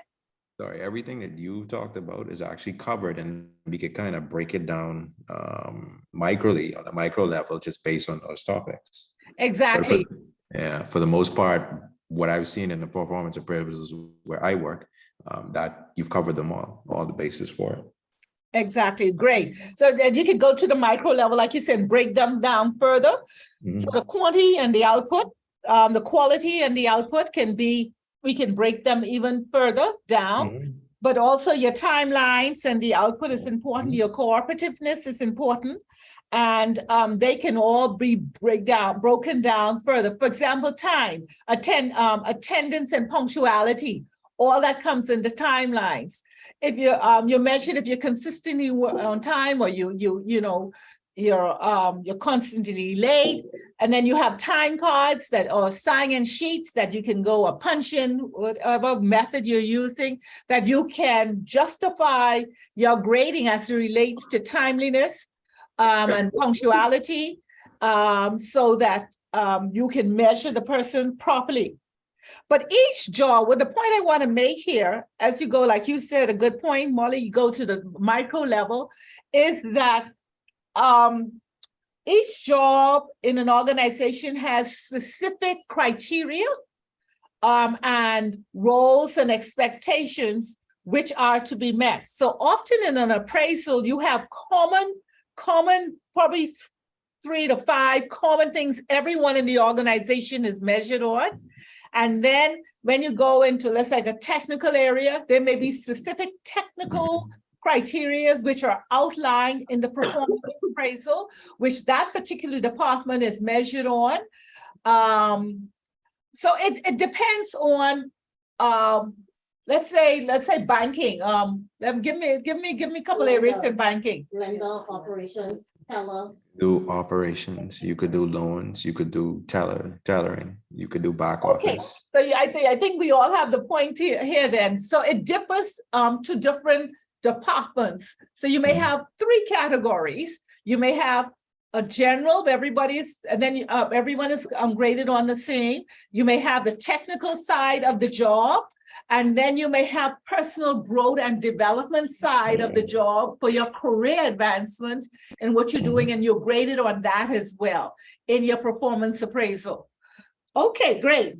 So each job has specific criteria and job dimensions, performance dimensions that identify elements that are important to that specific job. And this is what the performance is measured on. Now, there are samples of I want to give you some samples of what I would call defined standards, which are often used to measure and grade performance. And these are not limited to what I am giving to you, but there's just some basic things, elements which we measure performance on. and graded on. So you have what we may call outstanding. You may have what we call very good. You may have what I call satisfactory, and you may have something what we call marginal. Now take note of these. Outstanding. This is the person is so, I've noted it, that the person is so successful and good at the job. The criterion that special note of their performance is made. And when we compare that with the usual standard with the rest of the department, that performance ranks very, very high. And normally only about 10% of the organization are functioning at that level as being outstanding. So if you don't get outstanding, don't be surprised, Tatum. They may- But and what we did, what I know when one of the organizations I worked with is that if a person got an outstanding, you had to put justifiable proof that this was done. And I could go to the records and I could find that this was done over and above the job expectations. You must be double outstanding. Go girl. But it's true, it happens. I almost got it. You almost had it Yeah. Happiness. But that was in government. in government. You joined the army. You became- Creativity and stuff. Yeah, I thought that is- Okay. So what seriously, if a person gets outstanding, you should be able to go and put specific details as to what this person did to get that makes them outstanding. The other one, very good. Performance at this level, I have noted my note is one of better than average. You're not average, you're above average. And you give results, okay? You're very good, you're not average, you're above average, and you get the job done and you do it with excellence. The output is good. The quantity, the quality of the work is good. Very few errors, if no errors at all, probably, and you perform. Then satisfactory. This is where most people function at. Performance is at or above the minimum standards. Now remember that you would have set your standards. You would have set your goals, the expectations, and you're meeting them. You're performing them. But there ain't nothing for me to shout about. You're just meeting the standards. You're collecting your check. You come in 9, you leave at 5. Bag pack probably 10 to 5. You get in 5 minutes to 9 and go to your desk. You may go have your breakfast or coffee, or you'll bring your coffee, but you shouldn't. But what I'm saying, you're just there, okay? And then that's what you call average. That's what most people unfortunately function at. And then you have what is called marginal. And this performance is somewhat, I would say, below the minimum standard. It's not good enough, okay? It's below the minimum level of expectations. And there always appears to be some potential or some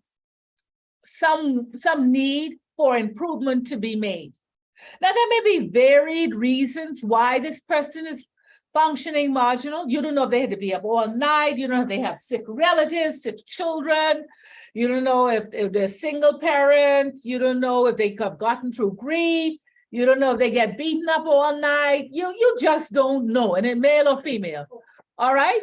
And they just stop performing below the expectations. And this is where coaching and counseling could be needed or recommended for that person to find out how the organization or you as their immediate supervisor can assist them in getting through their issues.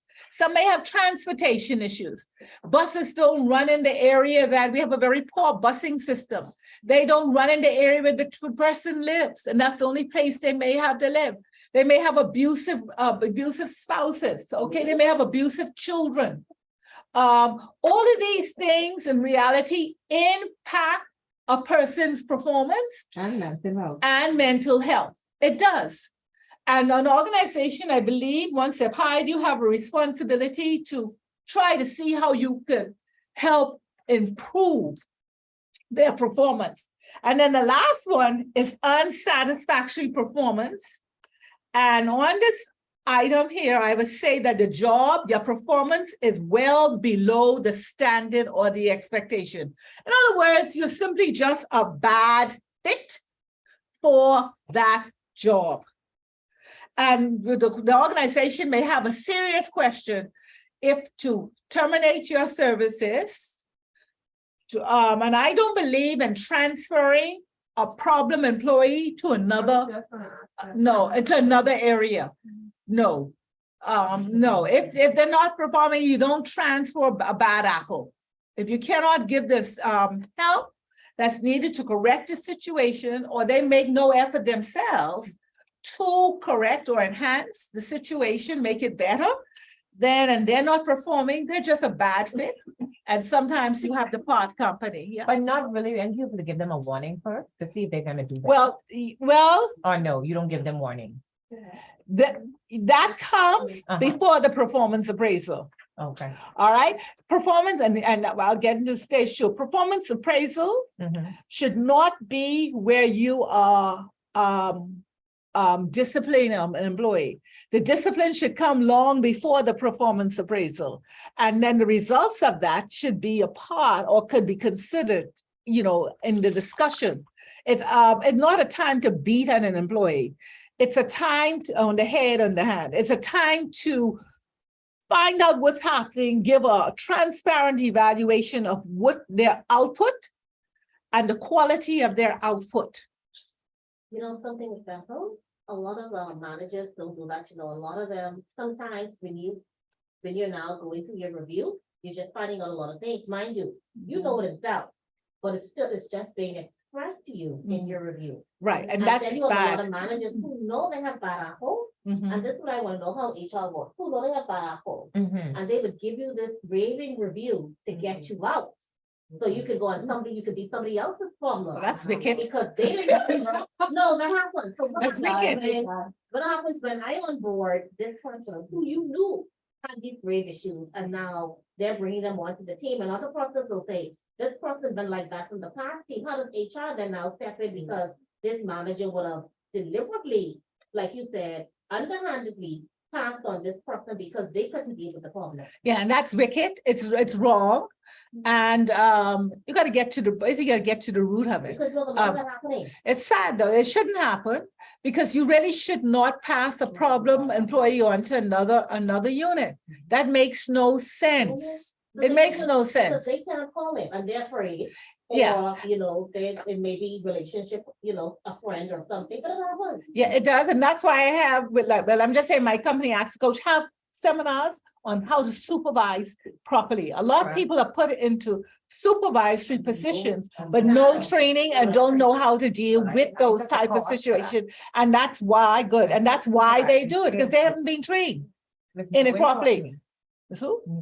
Oh, Bonnie, yes. Bonnie. Okay. Yes, Kendra, sorry. To kind of interject, I was thinking of something like a suggestion. What about implementing a forgive and forget program for companies, and then if the client, sorry, The internal client. Go ahead. what if the person does not improve after that, then you terminate? It depends on what it is for forgiving and forgetting. That's relative and that can work. It's not a bad idea, because one of the things that some organizations have, if a person has one or two disciplinary warnings within a year, it cannot carry over or be held against them the next year. At the end of that year, or 15 months, 18 months is canceled out, and you can't even refer to it in all fairness to the employee. That's like a forgive and forget type of situation. Yes? Not necessarily. It's all relative on the serious end. See, if it's what we call a major breach, you can't do that. I'm thinking like, in the banking industry, Mhm. for instance. If a person has a habit of misappropriation, I don't think, Mhm. that you know. Stealing you gone? What you talking about? You only got no one to steal it. Let me tell You think they can put it back in? Okay. Why is that misappropriation not stealing? Yeah, the misappropriation, that's correct. That's we even use that formally, Because, Mhm. okay, because you can't say somebody's stealing jail, they go to the court and they've been charged and da you da can da. have people legit steal money Uh-huh. via whatever, Right. like means. Uh-huh. Then you can have people that who are in cahoots, whereas they know Conspiracy. what's going on. Conspiracy. But they willfully turn a blind eye or Mhm. involved in what's going on. That happens. They You see what I'm sign the saying? document. So at that one, so, I mean, whereas I didn't literally move the money, Mhm. but you can't prove, even though you knew, I know what's going on, Yeah, you can't prove, I know. You can't fire me because you can't prove it, right. but shouldn't that be known? You gotta prove that person. So you want. No, you what want- you I'm want- saying is, if you are in a situation with something happen where money is Went missing? not missing because physically, okay, I don't. use Physically, physically you with can't money. prove it, but it's Okay, just I not don't there. physically deal with money, but I still deal with money. Okay. See what I say? Mhm. So you can't prove I moved this money. But you know, I know home girl stayed back late to do whatever she had to do to make this money disappear. You know, I know but you can't prove, I know that. want You to know, correct. I was there late while home girl was there doing it. You know, somebody a day or a week or whatever, a month ago, the situation came up and questions arose and okay, it was answered satisfactorily at the time and then it may have died. But now it rise up again, but you can't prove, I know that. How But you can prove see, I know home girl? but the same, okay, one at a time. I can tell you this because I'm sure all of you all are aware of the situation going on in Andros with them millions and all this. Is it that? So right? I heard it. Okay. Couple people Was involved. went to jail, but that's not all that was involved in that situation. You will never get all. You Never get on.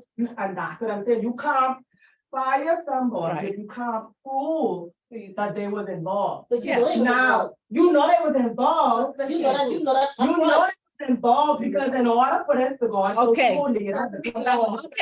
Okay. Okay, because of time. That's what I'm saying. Well, okay, 1 minute, I understand. Somebody for that, but you know, should not be on their file saying, okay. No, time out. No. 1 minute. Could you put that on the One- file and it's not showing? If you were involved in a situation, your name. Time out. Exactly, the keyword. They should put that on suspected on your. file. Denise.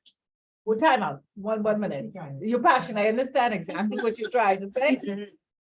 You cannot put things on people's file that aren't formally proven and, okay, for one, you cannot do it. No. Secondly, the organization has a responsibility to silently do their investigation, Correct. okay? And you don't know what form that's going to take, but I can assure you that it is taking place. Right. If there is high suspicion of inappropriate actions being carried out in an organization, which also may involve the criminal investigation department doing get things involved. silently. Right. All right, so that's how organizations deal with those types of situations. Andrews, same, you from Andrews and no thing about Andrews is a hotspot for all organizations. All right, hot spot. I don't know what happened to Andrews people. But anyhow. But no, but in all seriousness, it can happen anywhere, It does. okay? And it does happen. And But- their jobs have to properly do their vetting. Because if you don't properly vet somebody, you could hire somebody who's suspected or have that high suspicion, and because you hire them based on their credentials. They and didn't bring do it. Your proper vetting. They bring you it to end your up in the same organization. Situation again. Yes, But guess what? yes. Realistically, though, you're never gonna 100%. One minute, go ahead, Molly. Sorry, realistically though, 1 minute, Molly, what you say? I said realistically though, you can That's vet someone, but that is no correlation to how they're gonna perform or what they're gonna do once they get on the job, because people put on a Yes. good front. to Okay, get and, in the door. and it's no guarantee, There's never and- guarantees. but you minimize it, Yeah, you do you minimize it happening in your organization to a certain extent. Yeah, Okay, because a bad character person is a bad character person, all right? And you can only front it for a while and then it's exposed. All right, and that's why you have, even in banks, you have constant observation and investigations going on. You have if you have proper auditing, okay, with checks and balances are put in place, and you have auditors doing what they're supposed to do, then you have security, I forget what you call them, not security auditors, but they have auditors auditing auditors, okay? Oh, you mean because internal audit? Pardon me?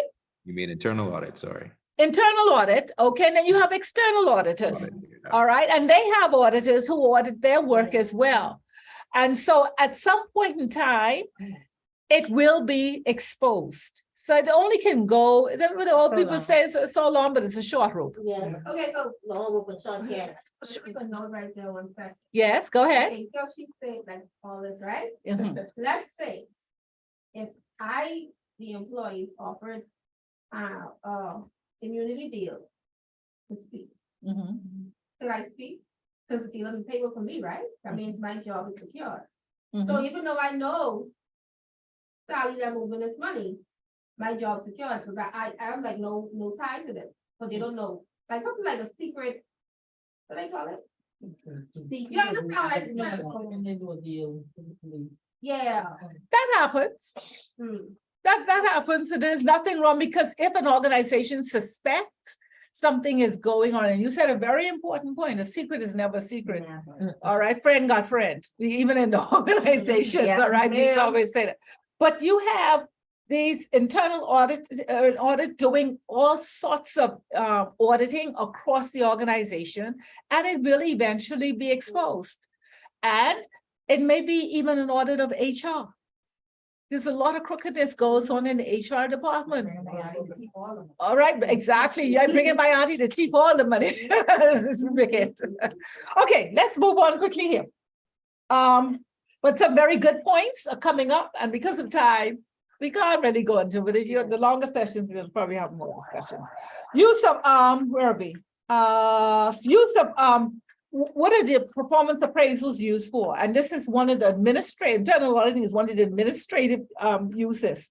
But basically, there are two things for developmental uses and for administrative uses. This is why appraisals are done. No, I'm not, this is my notes. I'm coming back to your tool book. You're gonna read a lot of that. Okay, so basically, administrative uses includes things like for compensation, and that's what came up earlier. But remember, every organization does not necessarily use the appraisal for compensation. Administration, what is that? No, I'm saying that there are administrative uses. Let's go through those first. And one of the administrative uses is for compensation. I just did one for after day. You did one today. That's not. Okay. Promotion is another reason why we do appraisals, and that's related to administration. For dismissal. Yeah, that's the reason we're gonna go. For downsizing. One of our local, not TV, companies just did a major downsizing. The other company, not BTC, the other company. Alive. Then I didn't call no name. Downsizing and then for layoffs. And still at layoff? No, No. not necessarily. Layoffs is temporary for a time period. Dismissal is more permanent. Okay.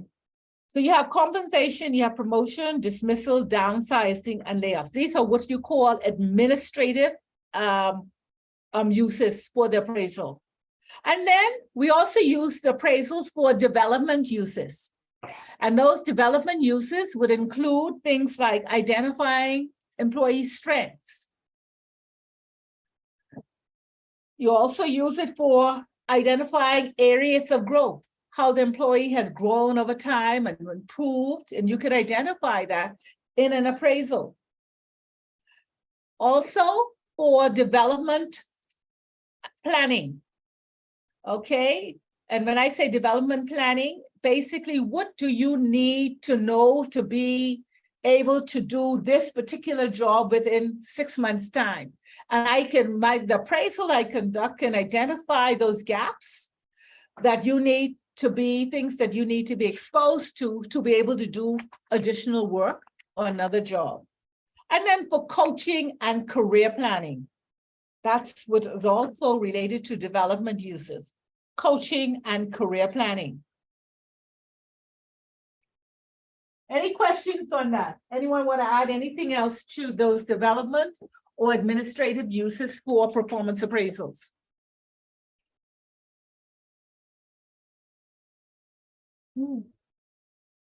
Now, I believe that every performance appraisal, we could turn it into a positive experience. How many of you have had a negative experience with performance appraisals? That somebody just blew you, you've had one? Anyone else? You've had one? You had one? A nightmare. That's not what it's for, you know. I had to write a 10-page book. I love the feedback part of it. You can write back. Yeah, Then I had to challenge that to the core and write a 10-page book. wow. This is the employee, Pardon me? this for yourself? Yeah, for myself. To justify it, explain why, what, Now. explain that it wasn't done properly. It's up this. And, okay, and it happens. It really does happen. But we, And then when they come back, they've changed all my gradings. wow, you are a strong employee. Every last one. That was a rebuttal, that wasn't, He said- he said not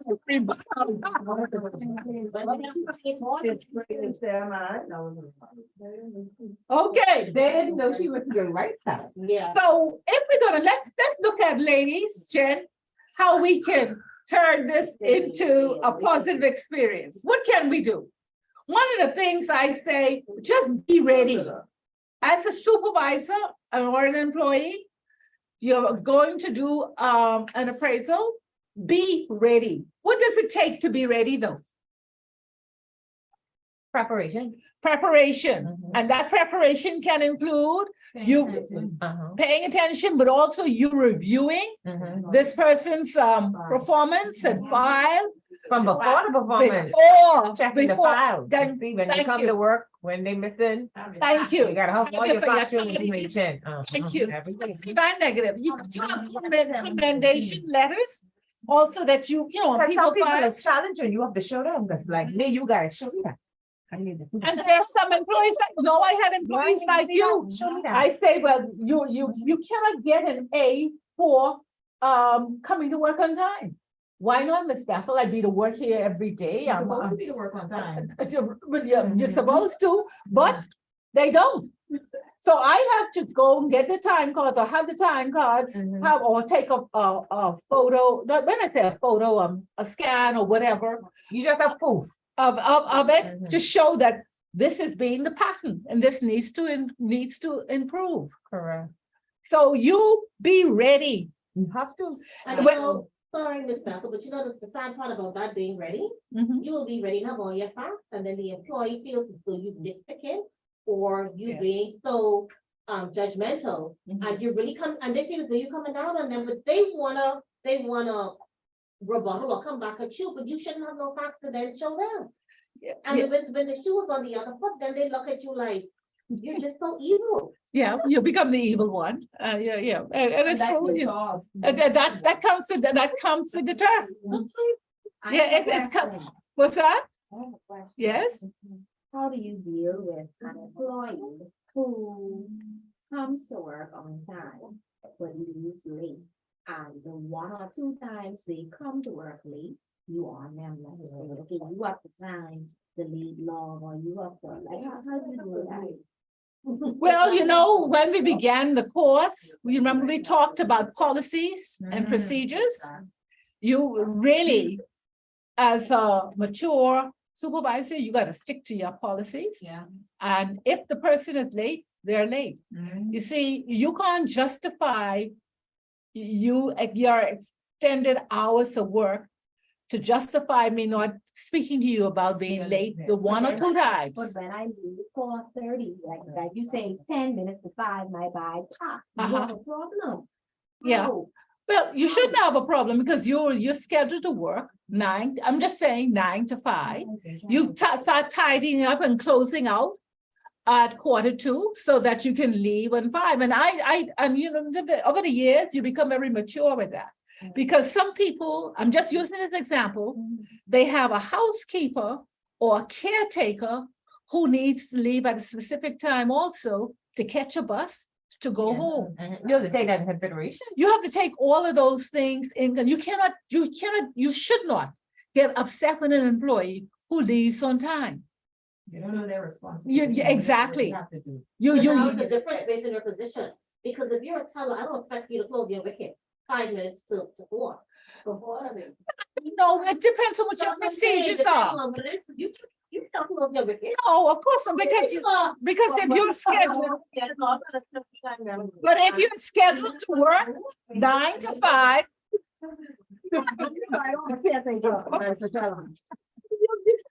And customers are like, so they got my. All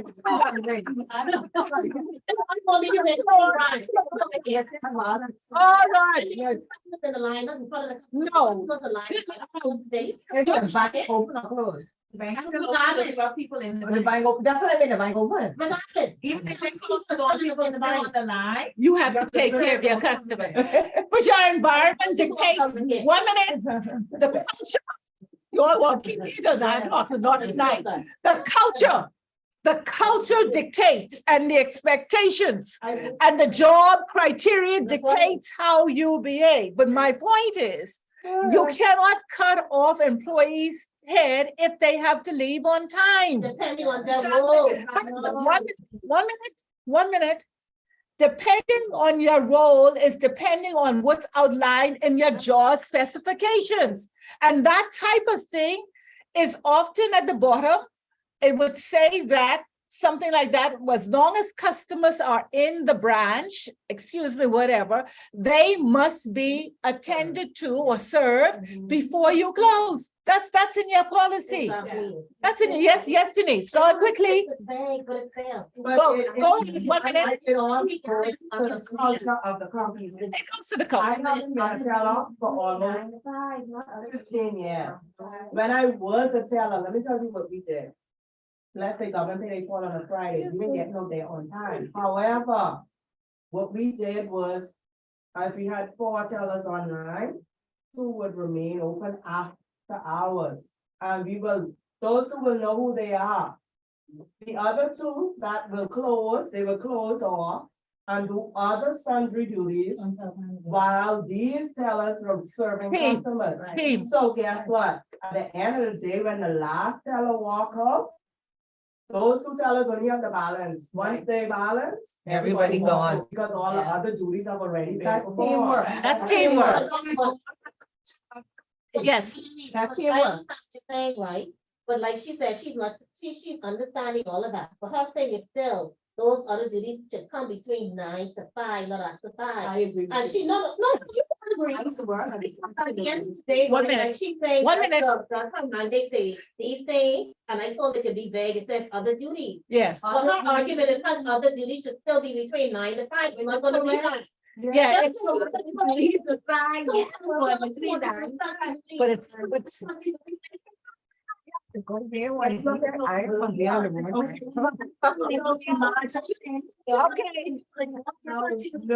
so imagine all tellers still being open and then still 5 o'clock, everybody will have some sundry duties to do after. everybody works. Yes. Yes. Some people, this is say 5 It's cultural. Ms. Bethel said it's the culture. Maybe more draft that was given out or something. Okay, Denise, you're getting tired now, okay? I think about employee and then move on. I think it depends on the employee. Thank you. Our two online participants, excuse us, make sure. Bodie, I'm glad you're Exoma. I am. Because the bike, some students I don't are mind. very emotional. But basically, the culture dictates. I don't mind at all. This is nice. What's This is- that, sir? I say, I don't mind at all. This is good. It's good to have this feedback. 1 minute, I can't hear him, sorry, Yes. 1 minute. He don't mind. Okay. Let's leave that for a minute. We're coming back to some of this stuff next week and we're discussing some other stuff. Listen, the other thing is, to be ready, you give notice of the scheduled interview, the appraisal, give them notice of when they're gonna have the appraisal. Know very clearly the expectations of the employer and the employee. Set your goals, what you want to achieve. Measure your results.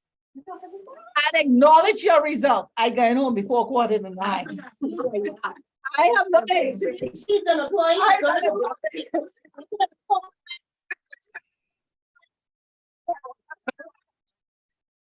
And make recommendations to bring about a high level of performance. Basically, what we're saying here, you're turning it into positive experience. How do you do that? Be ready. Secondly, you give notice to your employee when you're going to do the interview. You don't just go and call them and say, let's go, I want to praise you now. No, that's rude. Know the expectations of the employer and the employee. Basically, you know what the job descriptions are, you know what your goals were set prior to this, and they know how you're going to measure it based on their performance. So you know the expectations of the employer and the employee. You set these goals have to be set prior to, or should have been set, so you're being ready before the appraisal, so you know how you're going to measure those results. All right? And then you acknowledge the results. You and the employee and the employer or the supervisor acknowledge the results, and then you make recommendations to bring about a higher level of performance. And you get those recommendations from the employee as well as from the supervisor. You do it together.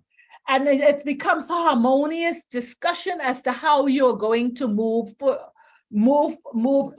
ahead. Because ultimately, you don't want them becoming a marginal or just a satisfactory employee. You want them to be high performance, outstanding, exactly, exceptional. We don't want no marginal or unsatisfactory employees. No, ma'am. Any questions? No. She Very, has to get out of time. It's very effective and efficient. Yes, ma'am. Any questions, any comments on the performance of appraisal? We don't have time to get into all the details and the different tools and 360 degrees in appraisals. They're all types, and you can look them up in your own time if you wish, but we're going to deal with some of them in a little more depth at the next advanced level. And the intermediate course. Yes. The 15th. Yeah. So may I have the 1 minute? I want that. Any questions? Any questions? May I have the sheet with the email addresses? Do I have it? The yellow paper. My two online students, would you please email me, WhatsApp me your email address? I have just some additional information outside of this course. And next week, we will begin our review. I think there's one other area I want to address, and then we'll do some revision. Listen, come on, ladies. Come on, let's go. Oh, you did, yeah. Next week, we'll go and do the revision, and there's one other topic which we'll address. I want you to read over in the tool book, the books you have, the section on appraisals. I didn't go through as much of that. I'll touch on a little bit more of it next week as well. All right, so what we eating next week? Woo! So good night. Michael. I know. Y'all wanna know now, y'all wanna know. Okay, turn this off. So it's Okay. like it's on damage, just make. I told you not to give resignation. Y'all, you pull out your phone? Yeah. Right here. Okay. So. Okay, good night. God bless. Good night. Okay, y'all have a great Yeah. I don't. My supervisor, we have country here from Trinidad, came in the office last. If I must say that, 15 minutes out. Even with that bridge. Exactly. I want. It's supposed to look. Yeah. No, you go and you cooperate. I cooperate. Okay. All right, that's what I was saying. I cooperate. We don't, By what, walking out the door? no, she did, she cooperated. Okay, good evening all.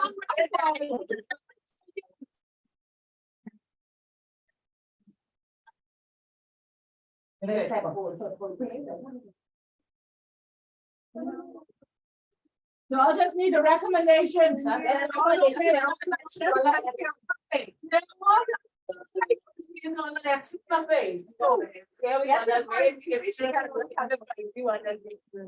No, I was evaluating and going around your presentations. Yes, yes, they, seriously, I'm not saying that to, You know what that shows? You're good technology right here. Why you put PowerPoint? no.